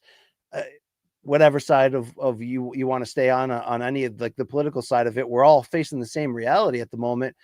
And yet, combat sports got money coming out of their ear holes, but what are we doing with it, right? Come on, UFC, give us what we freaking deserve here. Let's go. Get it done. Did John play you, or did John put out a number that the UFC matched, and now John is like, oh God, I guess I have to fight. I don't know what's really going on. But there's one entity that has the control, the UFC, of the narrative. They're not saying a damn thing. They're also not doing a damn thing. So we all just wait again after you made us wait again previously after John got hurt. The hell's going on here? Yeah, it's a dark time for combat sports. So either I'm going to come up here for 3 hours a week and just tell you about the darkness, or maybe we'll just start talking about the fun days again. Okay, let's do it. Fun questions only from here on out. All right. DJ Serenity, John's getting stripped. He may have got stripped right when that motorcycle ride ended, but that's his business. You know what I mean? Oh, the title. All right. I mean, it's just, how weird is this time right now? We're in the weirdest of timelines, aren't we? Dang. Okay. All right. Let's chip away at these, because you people are just out there. Thank you. Run them cheeks, my guy. Yeah, Joe, I hear you right here. All right. That's what I'm talking about. Hey, BC, what would you consider to be the impact of the Rocky movies on the sport of boxing? Joe, I think that's a not only a great question. I don't think it is who the hell? Oh, breaking news here. Oh, yeah, Pat Miletich arrested for DUI. I already knew about that one, but thank you. Thank you very much. If you have good friends, they'll send you the breaking news right before, you'll get it right away. Hang with me here. Okay. Massive impact. I'm literally a boxing fan because of the Rocky movies. I had a dad who was cool enough, when I was like 4, to be like, there's this thing called the Rocky movies, and Rocky 3 just came out, and it's awesome. And we're going to, rent it on VHS, and we're going to watch Rocky 1 and 2 every single time it comes on TV. And then, that led to me going to the theater fired up on opening night for Rocky 4. And, and I got into it kind of late in theory, in a sense, meaning, I didn't see Rocky 3 in the theater, but I became aware like right after it, and saw Rocky 5 and was disappointed. Saw every other one in the theater. Have like a love-hate with Creed, but we'll get into, that's another topic for another day. But the impact is massive. Now, it does coincide with a very important timeline for boxing, meaning that you could argue the 70s is the greatest decade in boxing history. I mean, you could argue that alone just because of the heavyweight picture, because of what we had there, before my time, but what we had there of Ali, Frazier, Foreman, Norton, damn, right? Holy crap, damn. But the end of that, and Ali getting old, and yes, there was Larry Holmes, and the 82 super fight with Cooney is as big of, as all these fights in a lot of ways. But the Rocky movies coming out in the late 70s with the tail end of the Ali ride, which then coincided with, or maybe because, I don't want to say because of, but coincided perfectly with a couple of things. One, the 76 Olympic team, which just produced, overnight sensations. The Spinks brothers, Howard Davis, I think, was on that team. Like, we're talking about just legend upon legend, right? Then you go into the change of the decade into the 80s, when there's like this push to put boxing on mainstream TV, a lot. And it really opened up the door for the lower weight classes, not just guys like Ray Boom Boom Mancini to be on TV all the time and become a star, but it's the launch of the Four Kings. All, Duran and Hagler had already been at it for a while, but the Four Kings fighting each other 9 times over the next 9 years, but particularly the success and the star growth of Sugar Ray Leonard coming out of the 76 Olympics into him being an absolute household name from day one, from winning that gold medal, and then building into the 2 Duran fights and the Leonard fights. That's happening coinciding with the rollout and impact of this Rocky series. And even though Rocky 3 and 4 are so different, comically different than what like Rocky 1 actually was, as like this quasi neo-noir, inspirational, like incredible film, I think 3 and 4 were so big in their own respect. 1, because Mr. T was in it, freaking, and then 4 because it just, God, you want to talk about aligning with patriotism and just like, USA ridiculousness, the peak of US 80s action cult ridiculousness. And he's fighting the big Russian. And there's these rumors. I mean, there were rumors going into Rocky 4 that it was Rocky who died, not Apollo. And everybody's like, oh my God, you're going to turn to Rocky 4. Rocky's going to die in the ring. It's going to be incredible. But yeah, 100% Joe. The impact is massive. I don't become a boxing fan unless I'm watching the theatrical splendor, I'm living the experience of the Rocky movies, which teaches you in a very over the top way, but it teaches you the real hook. To some, the hook is violence and will always be, but I think to the rest of us, violence may have gotten us in the door, but it's being inspired that keeps us here. It's not only being an admirer of true greatness, but being inspired by the realities of what these guys go through, of what actually happens in these breakthrough big fights that change our lives, when people get off the deck and stand back up and refuse to quit and lose. That's never been better, presented than in the Rocky films. And it's all coincides. What also coincides for my age group is that not only was boxing hot in the 80s because of the Four Kings and then Mike Tyson's launch. Oh my God. But in some weird ways, coinciding with pro wrestling's takeover of the, with Vince McMahon, Hulk Hogan, and Mr. T in WrestleMania 1, there was some synergy there in a weird combat sense. But I got to shout out ESPN, because you didn't come. I mean, in the 80s, when you got home from school, here's what ESPN was playing. Amazing. Okay.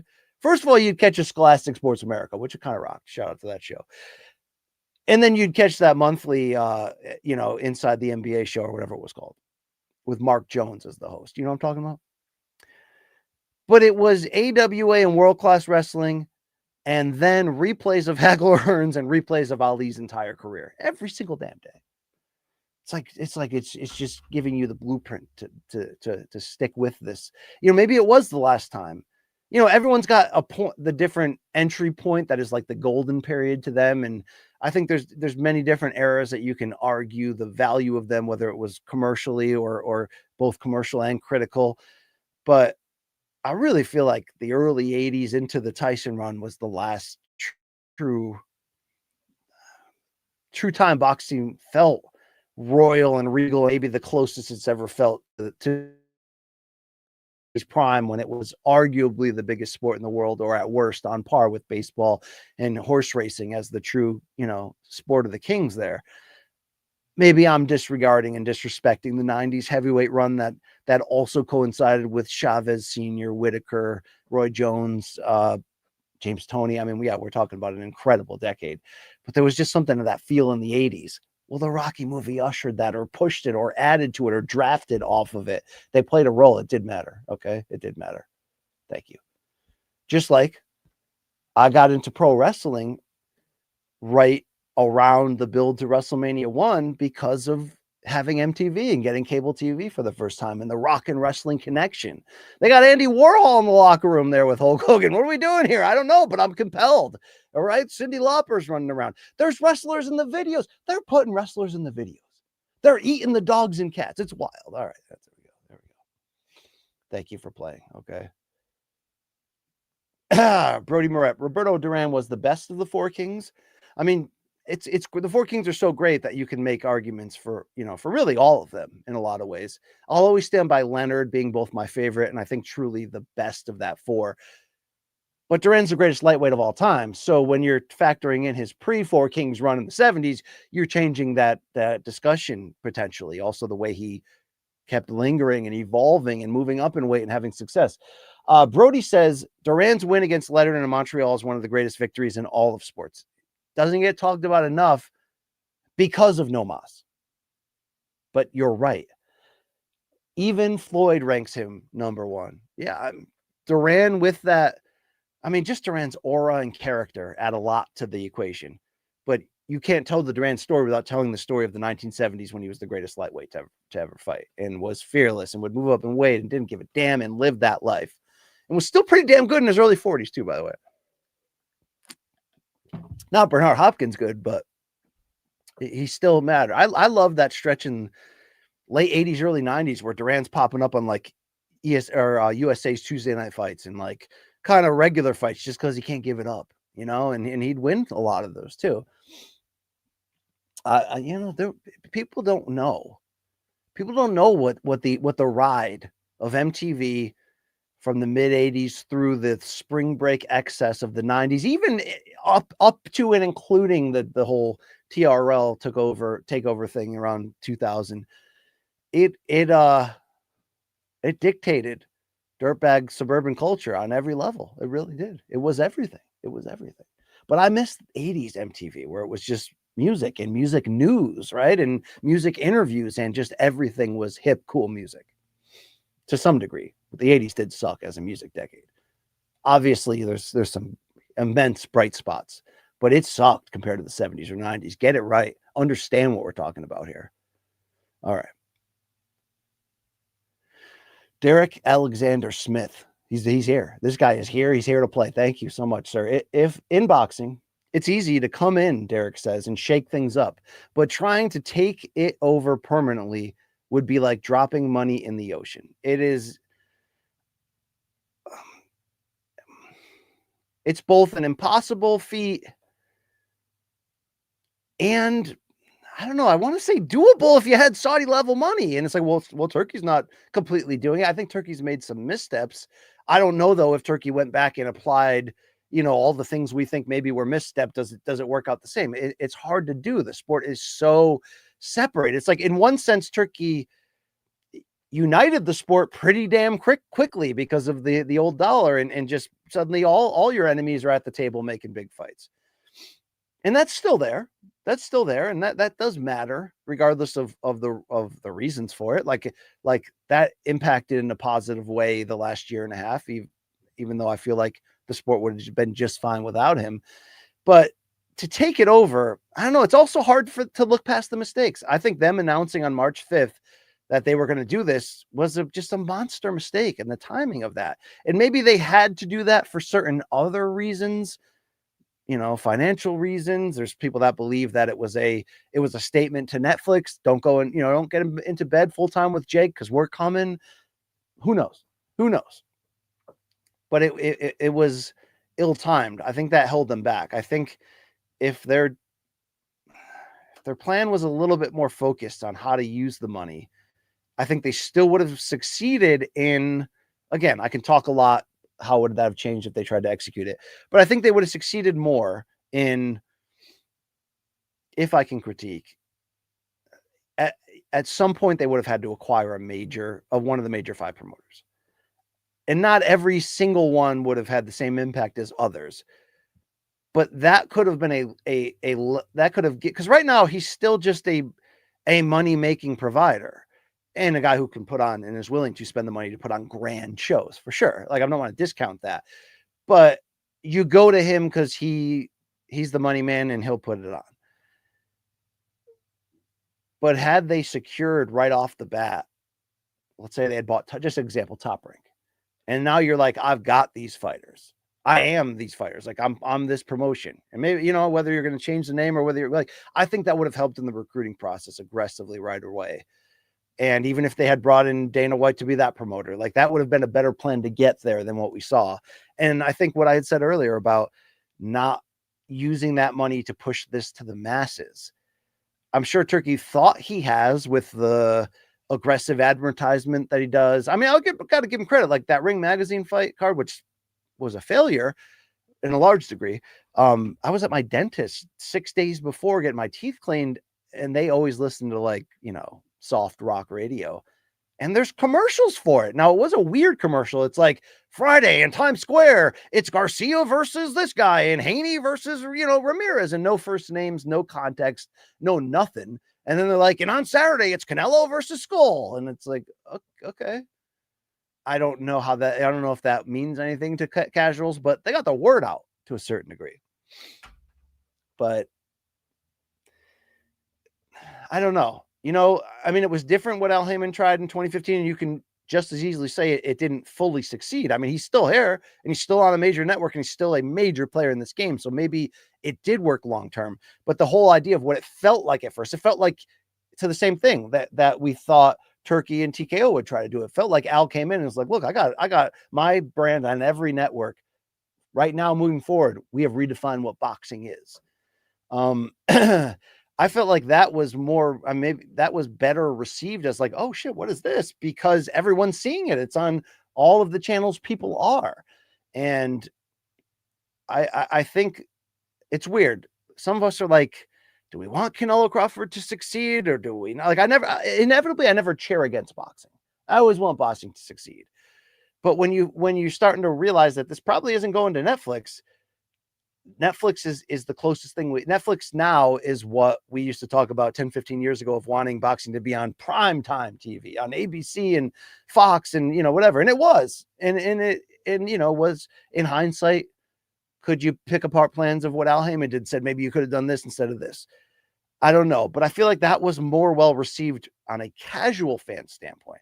I don't feel like the run Turkey has had has really woken up the casual fan base. It's been about celebrating in boxing. You know, I mean, I love that he's flying out all these boxing ex-champions and royals and, you know, every fight out there, even though I don't love that the fights are out in Saudi Arabia, especially when you have fighters that are, you know, such important drawing cards to their own regions. And then you're getting that live experience like we had during Canelo's school, where you're just like, this ain't it. This ain't it. But Turkey makes a grand show of it, but it's been only to the knowledge or effect to the boxing hardcore public. And I know you could just argue like that's kind of never been his goal. The goal is more about him and the country and the message and the image and the washing and all that. Great. Okay, cool. But it's the casuals that's going to bring in the real money if you actually want to recoup it. And if you want to take it over like you seem like you want to, and really want to get your sports washing message out there, there's a whole traditional fan base that would probably fall for some of this stuff, would probably watch one of these movie theatrical trailers or the ridiculous amount of press conferences we had for the Times Square card, which, by the way, I applaud because I think it worked. People also said this right here that I hosted, and they were probably right when they said it. They put out a ridiculous amount of press conferences. They did. I hosted them. I got sent to hell and everyone. All right. They did. But guess what? Finally, they got their moments. And I think it did build I guess, vitriol / energy in the air that led to a very entertaining and compelling fight card that night on pay-per-view. And a good-ass main event that kind of had no right being that good between Diaz and Masvidal. And then he did send me to hell, Jorge, in the post-interview. Yeah. You take your shot.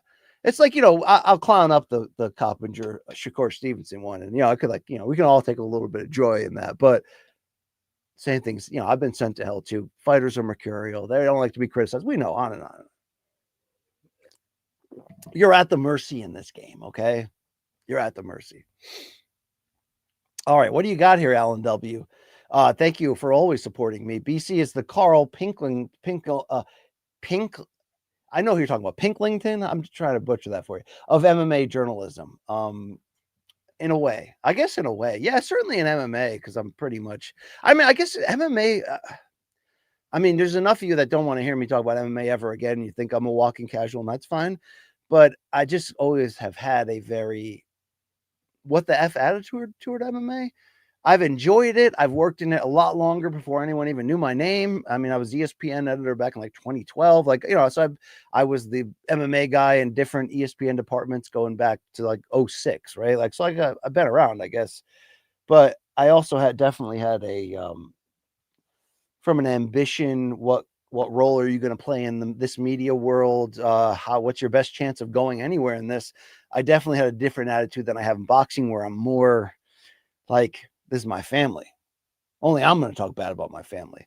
Whereas MMA, I'm just it's kind of the attitude I brought to the MMA beat with Luke Thomas and Chuck Mindenhall there and Danny Segura. F it.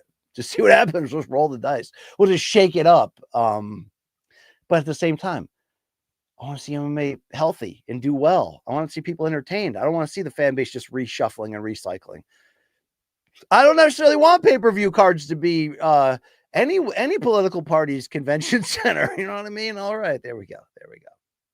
Okay, let's keep the questions flowing here.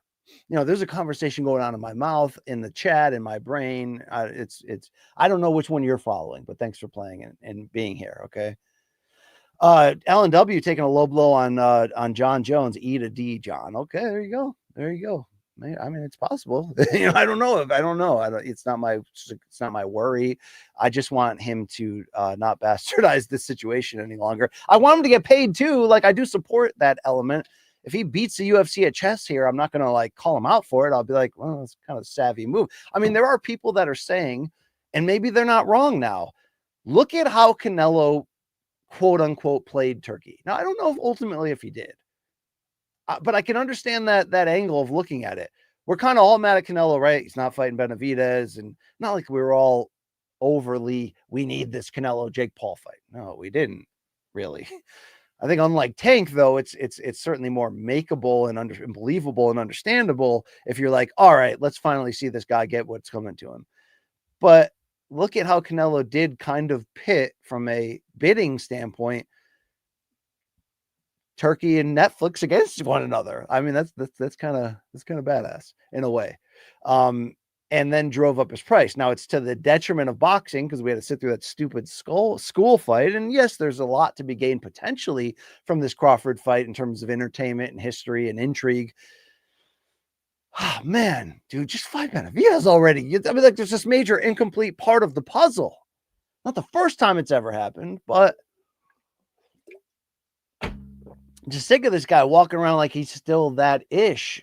And he's still the undisputed champion because, nobody really wants to F with him because they make a lot of money working with him. We get it all. And I don't want to become a dunker on top of the, I don't want to teabag Saul because I like that guy a lot. I respect that guy. But you have changed. You have changed the way we will talk about you historically to some degree, Canelo, and that's on you. And maybe that he doesn't care. Maybe he shouldn't care because it is, what can I get out of this ruthless game that always takes more than it gives? Always, almost always. Even Sugar Ray Leonard, who navigated it smarter and better than anybody, still really had to go through some ish. I just feel like he was in the most amount of huge fights with crazy moments, yet it's just seems so less affected. Maybe it was because he took a lot of time off in between. Some guys are just like that. Some guys just don't show any form of the damage. It's crazy. Some people think it's culturally. I don't know. Canelo did learn it from Floyd there, Benito Salazar. This is how you, especially when you have incredible leverage like he has now. This is how you do it.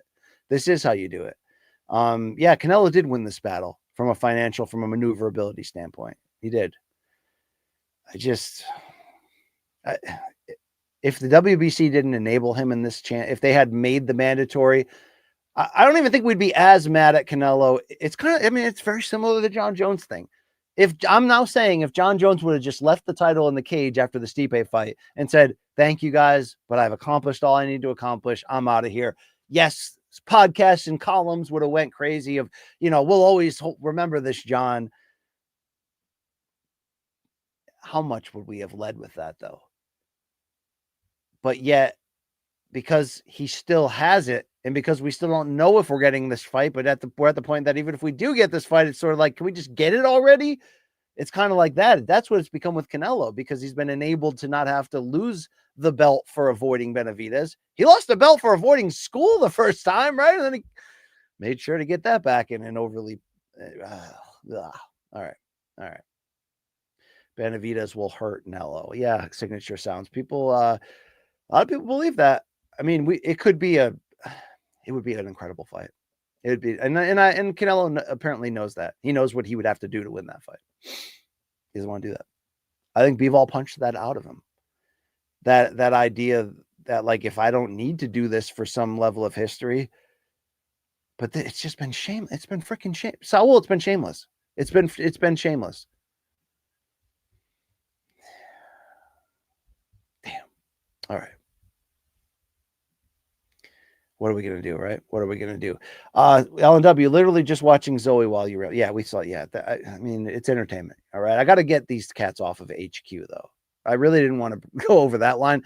I mean, you understand, it'll be like, 1 a.m. after a UFC card, and I got the door closed. I got things behind it. They just get a running start and pop that crap open, and then they're on camera. And then I'm like, that's unprofessional as heck. You know what I mean? Dang it. So I don't know what I need. I need a lock on this door, apparently.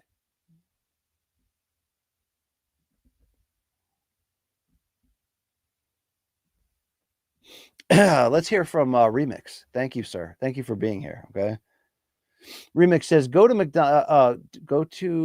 okay, what is my go-to order at these respective fast food establishments? I eat Burger King so not often. I mean, I ate it a lot in the 80s, but it was always the alternative to McDonald's for me. It was always the, like, oh, mom and grandma are here, so they would prefer Burger King over McDonald's. Although, again, in the 80s, like, I mean, did I eat fast food with my parents like twice a week in the 80s? Maybe even more. It was like this. At that point, it wasn't even remotely considered as disgusting as it is now. I guess because they were probably using real food products in the 80s at that point. Yeah. All right. If I go to McDonald's, which, God, it's luckily it's almost never. And if I'm like not even trying to be guilty about it, I still would probably go with 2 double cheeseburgers, or 2 McDoubles, and give me that strawberry shake. But I could do chocolate too. And if you got Shamrock, but here's the thing, it is so bad. I did get a Shamrock shake within the past year, and my family rightfully heckled me over it. It really was like the most chemical tasting thing ever, and it just ruined what that thing used to taste like in the 90s when I worked there. But yeah, 2 McDoubles and a shake would be the go-to there. BK, like I said, don't even have even maybe eaten it twice in the last 20 years, right? Not even. Wendy's is where I've given a lot of time to pre-black liver diagnosis, and I just don't think there's anything better than first of all, than the $5 biggie bag deal. I mean, I saw a commercial for it the other day. I'm like, that used to be the best kept secret in fast food history. No one, no one even had to publicize or talk about it. It was in fine print and small writing on the drive-through board. But I would, make an adaptive version of that and say the go-to Wendy's meal would be a classic single with cheese, a 5-piece nugget, and a Frosty. I mean, or Dr. Pepper. Okay, there you go. Or root beer, whatever you got. Can we sit in the nice part of Wendy's with the glass coming? Yeah, if they still got it, yeah. Remember the salad bar? Dang.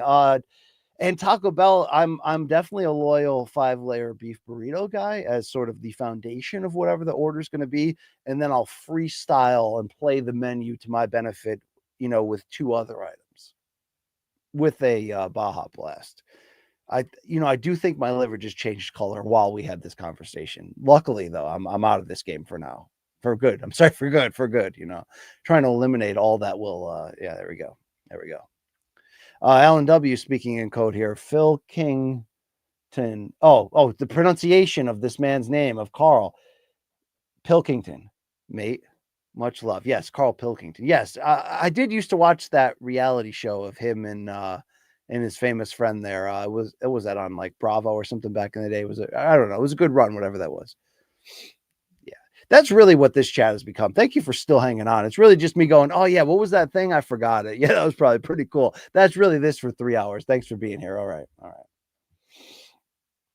Sydney Frankenstein. Thank you. Vadim Finkelstein. All right, thank you. Thank you for playing and supporting. BC, did you really have a black liver diagnosis of some kind, or is this a bit? And how's it going? Oh, thank you. This is very much not a bit. Apparently, if you've got a gas station / fast food side hustle / habit / vice, like I had for most of my life, I just thought that's what men do, right? And you grew up eating hot dogs with your dad 7-Eleven, and you for most of your 20s were single and ate nothing but hot dogs, fast food, and then it turns out you could have an issue. So yes, in my early 40s, I was diagnosed with who's at the door here? Non-alcoholic fatty liver disease, NAFLD. And it is pretty serious if you don't address it. Now, the good news was it is, if not completely reversible, it's manageable. You can turn it, you can't heal it, but you can turn it back healthy by, making necessary changes to your diet. And for the most part, I have done that successfully. It's not, I thought at first incorrectly that it was avoiding certain meats. So I stopped eating pork and beef altogether. I'm finding more it's about, obviously the cleanliness and source of your meat and how it's presented and cooked. And that's not really the issue, because I largely eat a protein heavy diet after working with a trainer last year and actually getting educated on how to do that. But I'm proud to say the numbers are almost all the way back in a very healthy area. Cholesterol, I'm still a little high on, and one other aspect of it. And it's really just ultimately a battle of carbs and sugar. And if I'm just not militant, but just smart, then I don't have an issue. And I got to pick and choose my, my alcohol intake is almost non-existent. It's 2 drinks a week, maybe. So I'm really protecting that element of it. And, just trying to balance, good decisions with, dang, I just got to get after it. All right. Cause I think we all do every once in a while. Right. Yeah. There you go. Cash me outside on the road with DoorDash. Thank you. How about that? Yeah, I do. I miss the DoorDash days. There was a little bit of a rush in that game, if you will. It's like you're the star of your own GTA video game. And all right. Oh, Franco, my man right here. Franco, do we figure out if you're fire or police or what are you? Are you a rent-a-cop with hands? What are you, Franco? Because you can box, brother.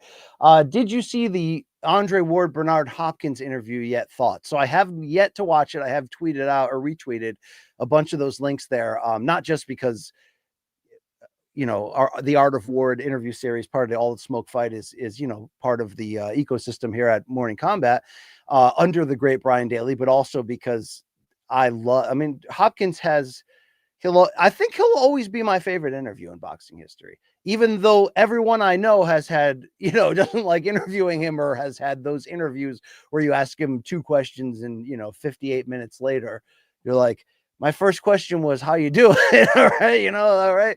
I have had, I think some very, very good Bernard Hopkins interviews on camera that have led to some great stories. Some of the first big fights I ever covered was like him in Montreal beating Pascal to set the record as the oldest champion.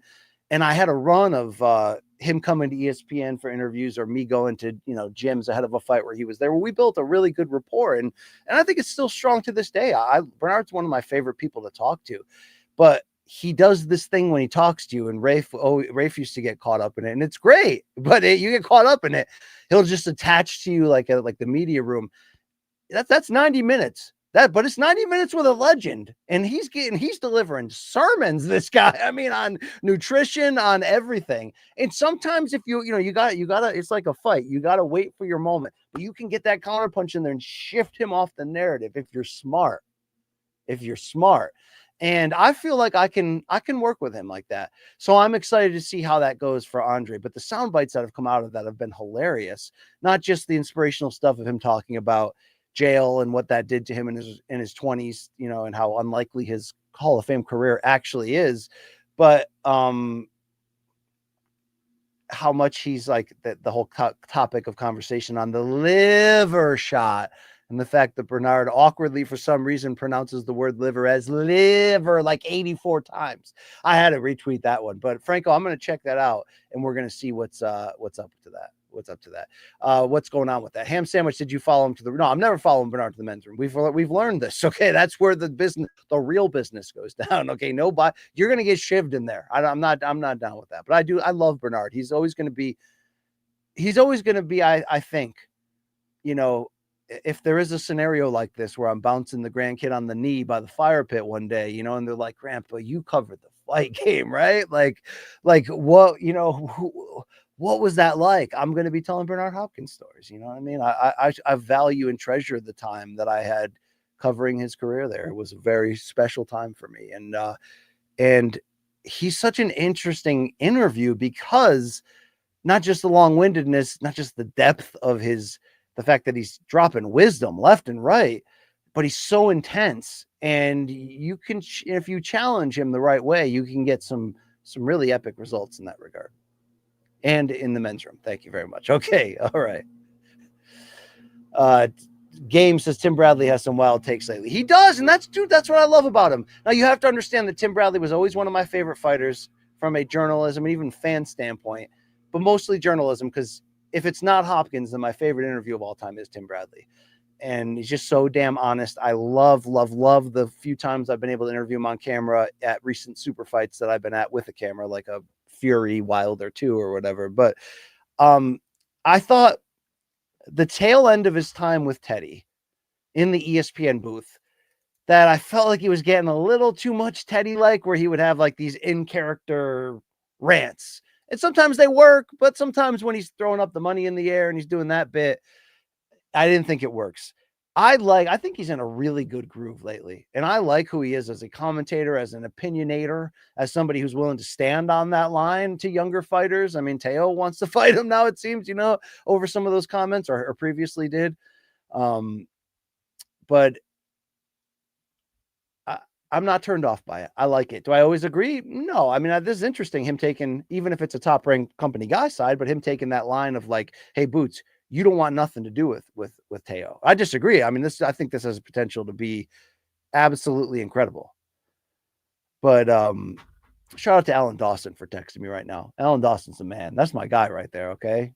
Alan Dawson of many outlets, including Uncrowned, Britain's finest, representing the state of California.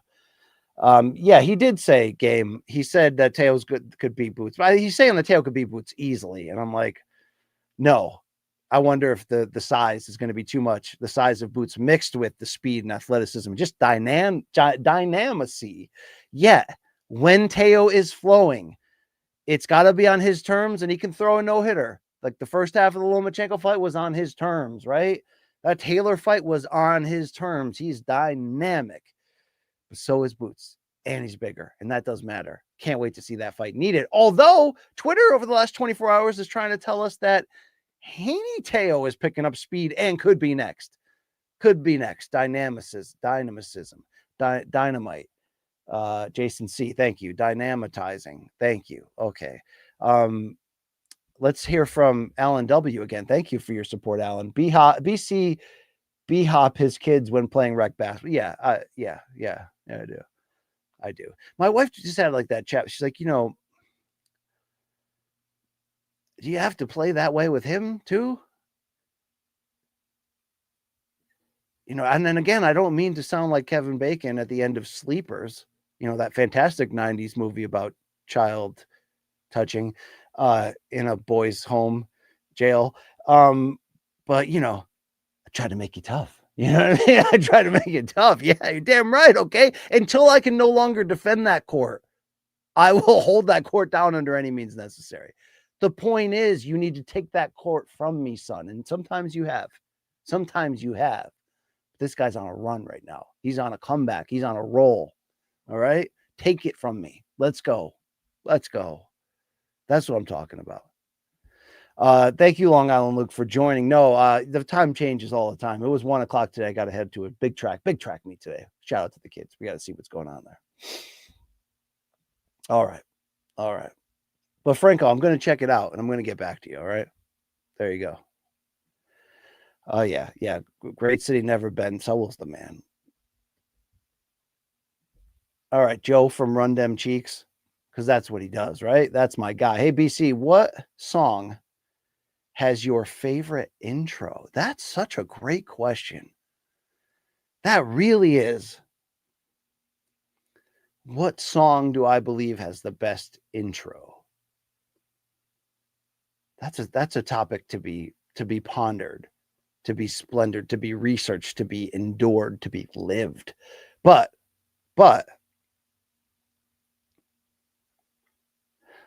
track and field.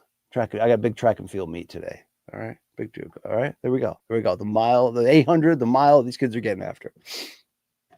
All right. I mean, there is something about, I thought of that yesterday actually, because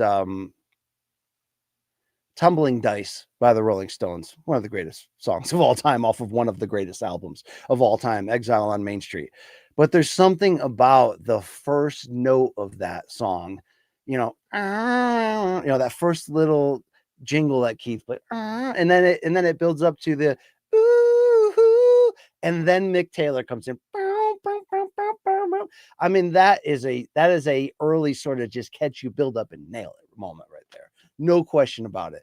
But this is not going to be one that's going to end up in your like top 5 or 10 greatest. There are just some songs that start a certain way and never stop what they started. And you ask yourself, without that intro, what would it be? Especially when that intro is done on like 12-string acoustic guitar, right? You know what I'm talking about right there. But I mean, the Roundabout by Yes has a pretty damn iconic one in the beginning with the acoustic guitar. Dude, the opening, it's short, but the opening of Jimi Hendrix's cover of All Along the Watchtower with Dave Mason on 12-string acoustic guitar and Jimmy riffing through it, boom, boom, boom, boom, boom, boom. I mean, just the way that thing, yeah, you know what I'm talking about there. I want to resurface this. I want to let this sit. I want to work on this, Joe. But thank you for your time. All right, but we got Tool fans here with the pot. I'm going to listen to it and get back to you for sure, Kevin Brown. Man, I got to get into Tool, don't I? I think I really do. All right. Papa was a Rolling Stone. Yeah, he's a big Ditch of a fan too. I mean, who would have thought, right? I mean, it's wild. It is wild. Big track beat for the Campbells today. Thank you. So soccer, we're past that stage. All right, past that stage. I didn't think I'd become a track dad, but I love it. More of a cross country dad because I used to run cross country in high school, and I only ran 1 year, my senior year, and I wish, in hindsight, I had gone all in and made that my thing because I know. I mean, I think I was a pretty decent distance runner in my late 20s, running a lot of 5 and 10Ks. For a weekend warrior guy, I think I always knew I had the eye of the tiger. I just found out too late. I'd love to go back in high school and run 4 years and bring it, because I do identify with the flamboyant legend Prefontaine, not in ability or anything like that, but in the way he deduces what this really comes down to. and distance running comes down to pain tolerance and balls. I mean, it really does. You certainly have to have the engine to get it done. You have to have put in the time, and physical factors of you can be born with certain advantages, whatever. But at the end of the day, it comes down to that fight. All right, it comes down to that fight. Danger Mouse, Hotel California by the Eagles, very, very, very, very strong. Too, Paul McCartney too in his solo run. I mean, think of a song that's basically a suite.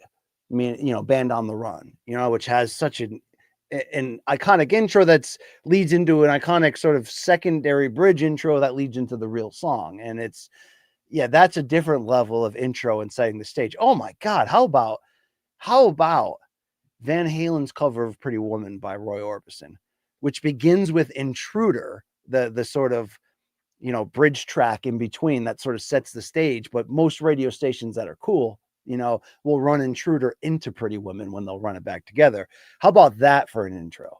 Good Lord, that just sets the stage for when Eddie rips into the oh, good. Come on. Yeah, there we go. Great stuff today.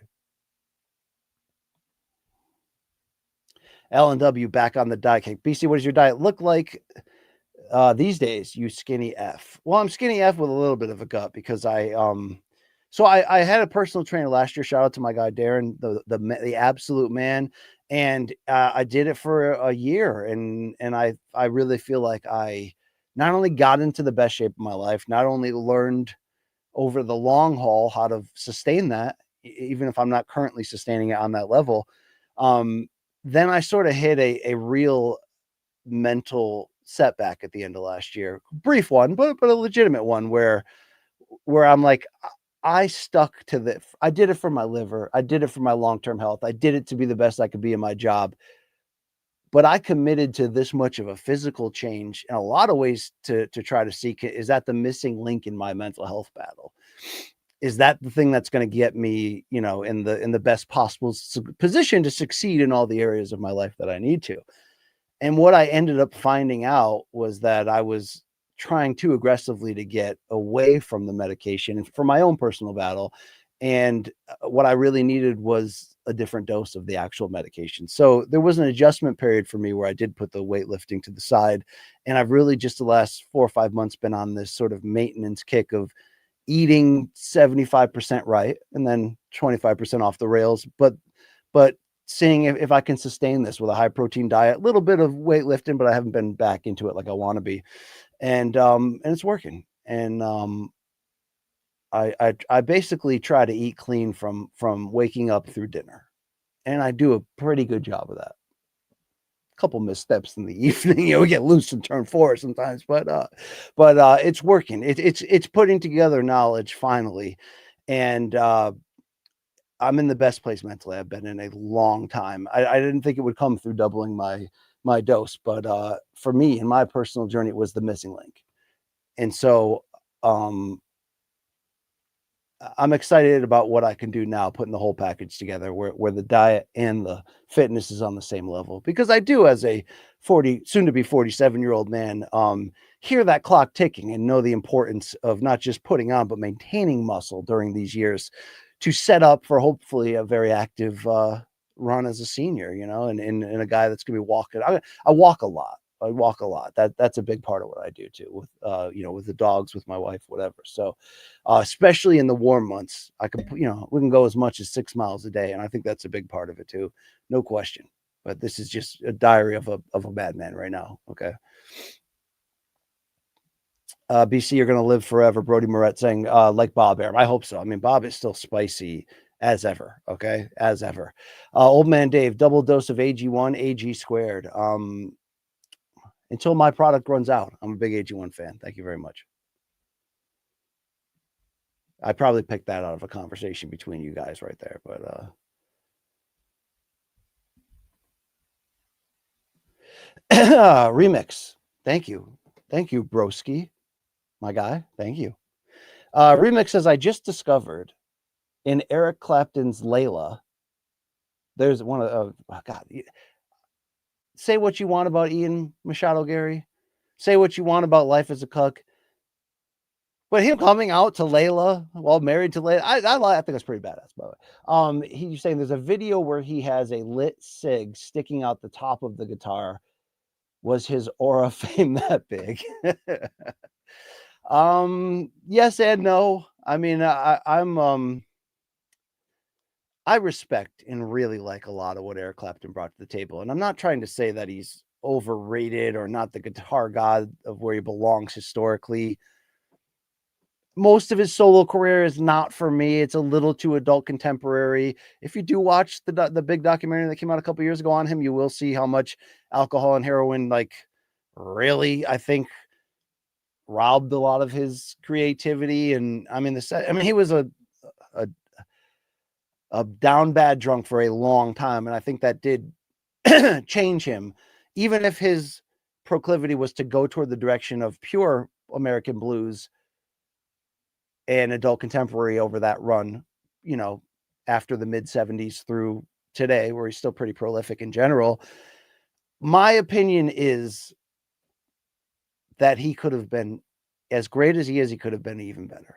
That as great he is in a rock and roll sense in his prime, whether it is the Blues Breakers album with John Mayall, whether it is the studio albums with Cream, whether it is the one album supergroup with Blind Faith, or whether it is the one album supergroup performance with Derek and the Dominoes. Supergroup because it's members of Delaney and Bonnie and Friends mixed with Duane Allman on slide guitar for 10 of 14 tracks, producing one of the 5 best albums in rock and roll history. I'm here to say that he could have been that guy and should have been that guy, even with his love of the blues. But something, I don't know, something held him back. Like, there are peak moments in Cream where you're like, okay, I understand that Clapton is God. There, you know what I mean? There are peak moments along the way. I mean, his guitar playing on the Layla and assorted other love songs, unquestionably elevated by the companionship of Duane Allman's 10 out of 10 performance on slide guitar. But even separate from that, and maybe this was the most motivated and inspired he was ever, because not only the subject matter being Layla being the pseudonym for George Harrison's wife, right? You know what I mean? Like, I mean, he did steal your best friend's wife eventually. And this song and album was a love letter to her, cryptically. But he had the motivation, he had the mojo in that recording, in his own band that he's heading, getting out of the run he had in Cream, being the biggest band in the world, and it wore him down, into Blind Faith, which he didn't want to be a super group, but a couple factors led to it being pushed aggressively as a super group, and his heart was out of that before it was even in it, really. That was Steve Winwood carried Blind Faith, and I love that album, even with the questionable album cover of a topless 12-year-old girl. How did that get through the censors? Good Lord. The thing about Clapton is, man, I mean, look, technique, he's incredible. His knowledge, understanding, and execution of electric British blues to the American blues standards, to the crossovers he's had with his heroes like B.B. King. Like, it's all solid. It's all good. But I'm talking about the guy from 1966 to 1971. Where'd that guy go? That guy could have, should have sustained and been a monster. Just my 2 cents, okay? But shout out to the aura farming there of him with the cigarette at the end. I mean, Clapton's cool to a certain degree. He's gone a little off the rails in recent years. But I feel like he's a guy that just didn't realize what he had inside of him. Am I crazy? He should be better than Page, all these other guys. I don't know.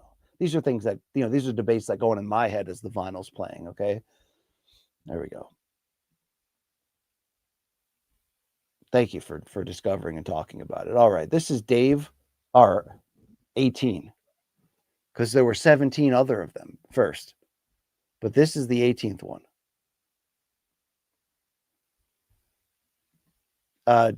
Dave R. Why is no one talking about Carlos Prates being Michael Morales' next opponent? I feel like that's a sloppy banger that just makes sense right now, too. Love you, BC. Dave R., thank you for your love and support. Yeah, thank you. Thank you a lot.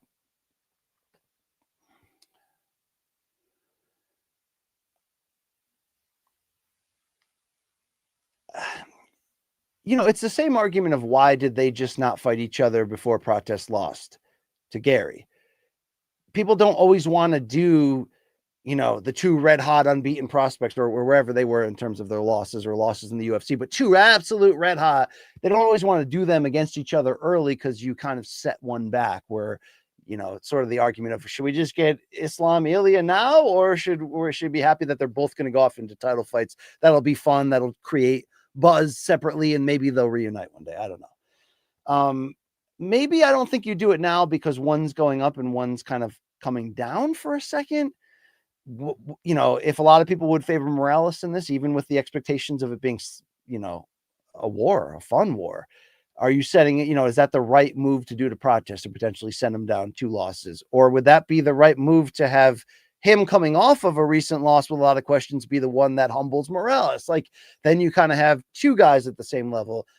I wouldn't do it next. Maybe it ends up potentially happening just because the division is so loaded and so sort of potentially booked out. I mean, not officially. We're all sort of this week playing welterweight, mythical matchmaker to varying degrees on podcasts. But yeah, both of you are undefeated at the time. William Joseph saying here. They did put Bader against Jones, and I think that was necessary when they did it. There was still a lot more elite, older names, champions there, but at that time, that's probably like the one, the measuring stick for me of like unbeaten prospect versus unbeaten prospect. And neither guy was really set back. You're right. Bader still found his ceiling, even that upper room ceiling he found for himself of going to Bellator and being a 2-division champion. Yeah, it's not, I mean, losses aren't death. We know this, but you could do it next. It would entertain. It would be great. The rest of it is busy. The rest of the division is kind of tied up with each other.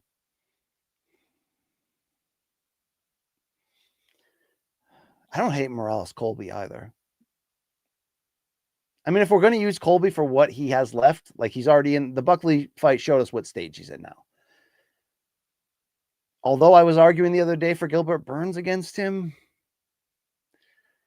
man, just be done already, Colby. Enough of this talk. Thank you. All right, Sydney, thank you for sliding back in. Do you think a lefty heel could do well in UFC? So I don't think you're talking about a southpaw. Are you talking about a politically aggressively left-leaning super liberal role as your persona in UFC? Look at how we are crafting it in modern day mixed martial arts here. Hold on. I always try to see a good question. I star it so we can get to that before I forget, because my ability to remember is very short. Long-term memory, I'm unstoppable. Short-term, you're gonna have to roll the dice with that. That's the speech I give my family often. Thank you very much.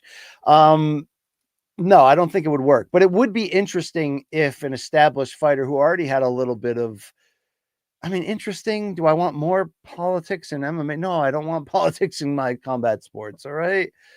Oh, remember like 5 years ago when Dana was upset with the NFL having end racism on the end zone, which, I think is also to a large degree an aggressive step, whether we're talking NBA or NFL, even though I certainly understand the message and the necessity to change certain elements of certain people's mindset on things.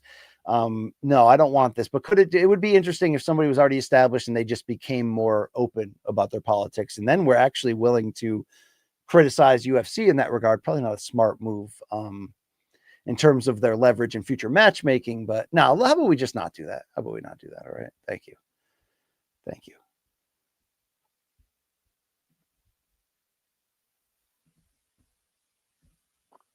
L&W just in. BC approves of child abuse on the basketball court. Thank you for your support, Alan. No, I don't agree with that. But will I score a hoop and then talk trash? Yeah. What decade are we from here, folks? Last I checked, I was born in the 70s. All right. This is how we get down, right? Yeah. I feel like my son could beat me every time if he just went all out on defense. I hope he's not listening here. My stamina has limits, but you know what's unlimited? My ability to bank something in on a bad angle on the down end of the driveway. Okay. That's also undefeated in me. So as long as I got enough stamina in the game, I'm still going to find a way to win it. Okay.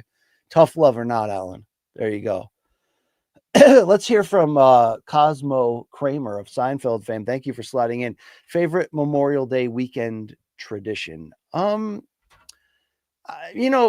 and cookout type of guy, the old American tradition. I do come from a town, Naugatuck, Connecticut, which among many things you could say about it in aggressively in the wrong directions, typically, they know how to Memorial Day parade, meaning that they always brag about being the largest in New England and among the largest in the nation, and airplanes flying over doing flips and thousands of people. So, the old tradition is the whole extended family, all the cousins, grandmas, aunts, and uncles are going to get together. We're going to go to the parade, and then we're going to go over to somebody's house and eat hot dogs and hamburgers off the grill and play aggressively competitive wiffle ball and badminton games in the backyard. Is there another way? Is there another way to live your life? That's the tradition I miss. Okay. I do go to the town parade here in my current town, but it's, you blink and it's over. It's one of those deals. But, the point of the weekend is to honor those that perished in defense of this country. So if I can mix that tradition with an IPA and some grilled food, I'm a happy dad. Thank you very much. Wow. Sometimes I check in on what's going on the live chat and I'm like, wow, we need a moderator in here, a moderator in here. Thank you. Thank you. Thank you. All right. All right, let's tie this up. Let's get in go home mode. Here we go. And thank you, folks, for supporting me, and dealing with me today. Thank you, Brody Moret. BC is Cheeto Vera washed. I thought he was going to be the champ one day. I never thought he'd be the champ. I was hoping he would eventually get the O'Malley rematch, even if it came in a title fight at a time that he not necessarily deserved it, and that's kind of what happened. And shout out to him. He got handled, but he tried his best. I always thought those were going to be his limitations of that's where he was going to be. And it kind of proved true. Is he done? Is he washed? No, he's not done. I don't think he's officially washed. But what I'm trying to say was I assume that's where he was headed anyway. 32 years old. Let's see where we're at here on the recent history to not speak out of school. 2 straight defeats, 3 defeats in his last 4. But we're talking about Corey Sandhagen, Sean O'Malley, and Figueiredo as the winners in those fights. He needs a good comeback win. He needs a stoppage win against someone with a name here. And it's possible here, especially some of the older names coming down. But that's certainly what he needs, for reinvention. You got to get in there against a ranked fighter and get a win here. Not done. Is it likely he can build another run? Probably not. But is there still some wins left to be had in this cage? Yes. Yes, there is. Yes. But the title thing is in my opinion over, and really maybe always was. Okay. Cosmo Kramer, thank you again for your support. Team Ryan Clark or RG3. I mean, the one man that can settle this debate, okay, is just is Suburban CT's BC. Yeah.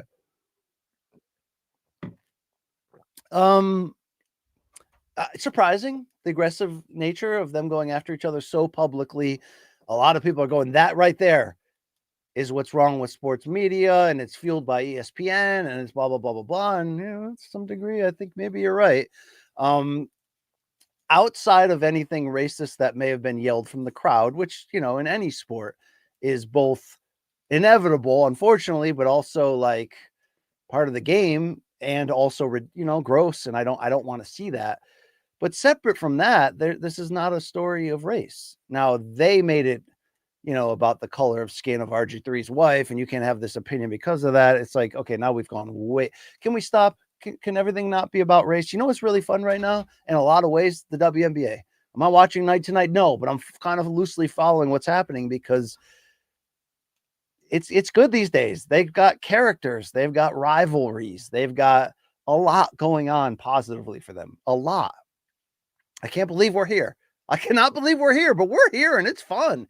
So let's make it about what it really is. The great rivalries between. I love hard follows. I love near fights. All that stuff was fine.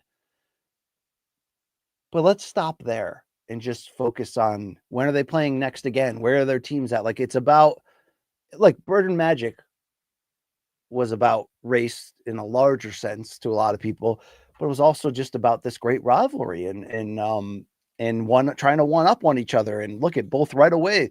Magic won the title their rookie year, Bird wins the title their second year. Like these are the power players in the game. This is an incredible rivalry.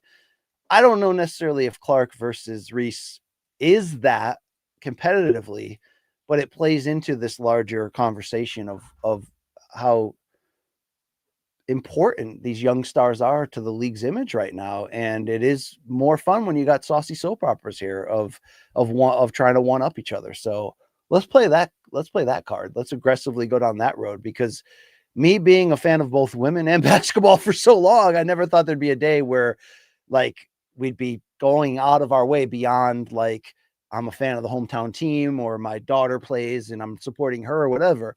Like, professional women's basketball is pretty badass right now. So let's keep it on what we should be keeping it on right now. All right. Brody Moret thinks I need a media beef. You need to start a beef with another media personality.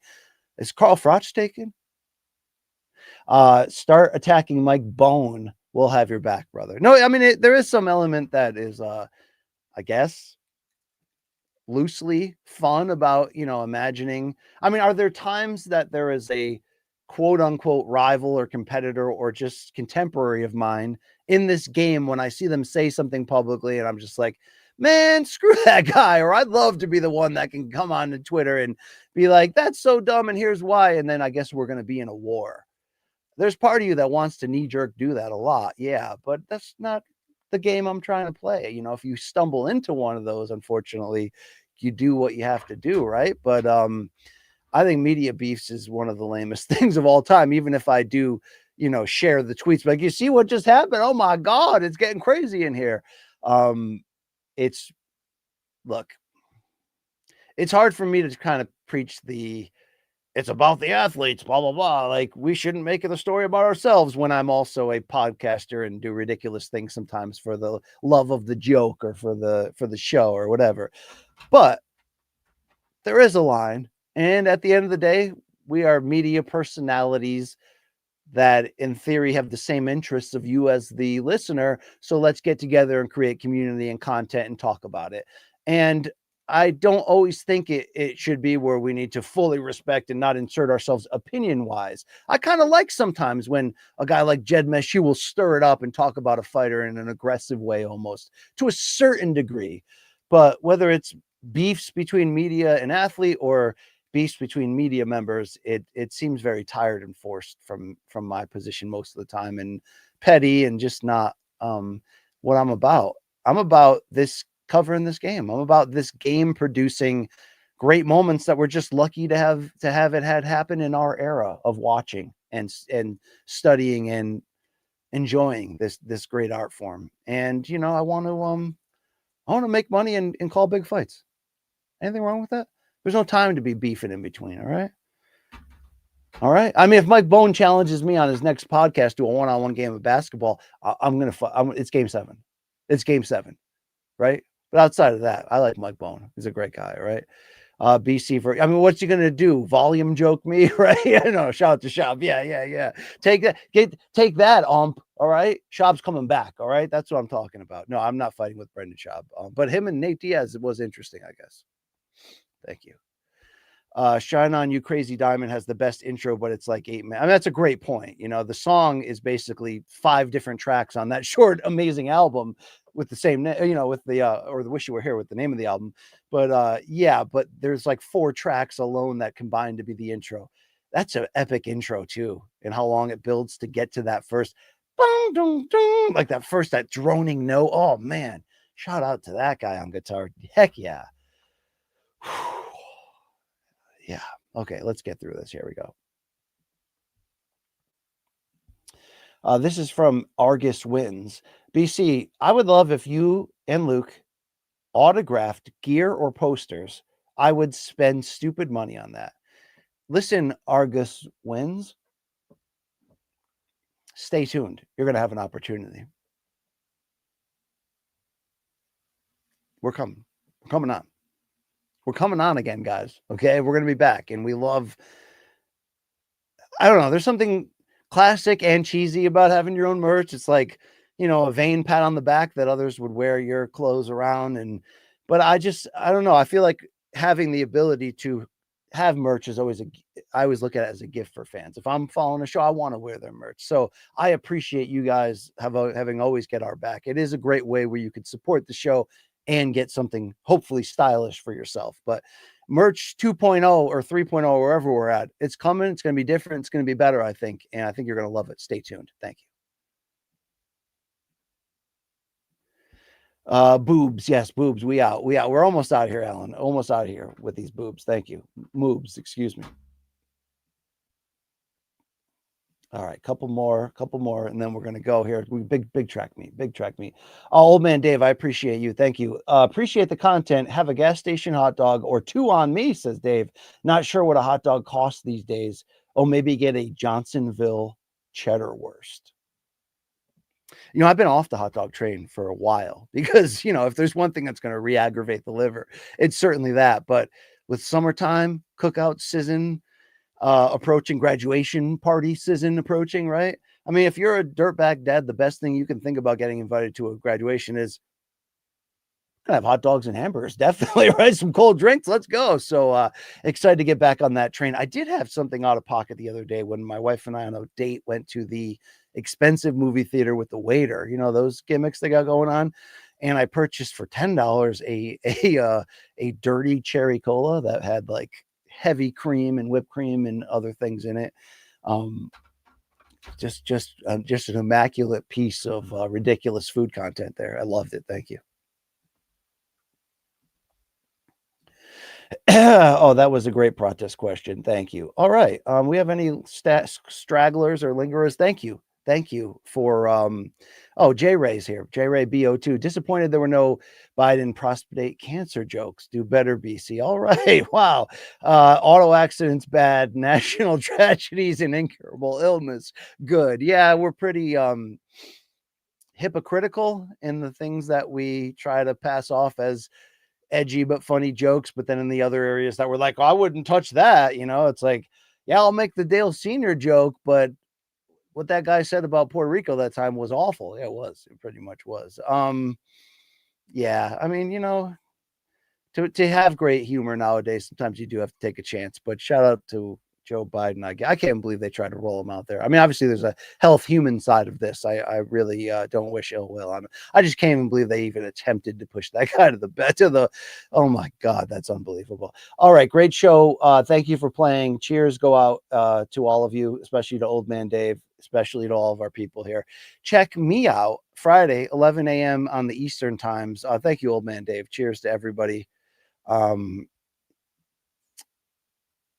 And Morning Combat's back at 11 a.m. Eastern. And that's about it. Next week is PBC boxing. I'm back, baby. I'm back with a bang. So it's going to be a light weekend of the fights. Enjoy yourself. Come to MK on Friday. I'm sure we're going to have games. I'm sure I've got a text message stream to get back to. Nocita's probably setting up these games. Let's have a good time on Friday and take care of your upstairs. All right. What you do with your downstairs cheeks, I don't really want to know about. Okay, I'm really interested up here, but upstairs, let's take care of ourselves. Let's get out of here. There's an intro that's also a great outro, and it's from the great Anthony Weller on guitar of Nebraska's Head Change. Average Joe Art on the graphics, Mikey on the ones and twos. Thank you for playing. This is the BCX. Yes.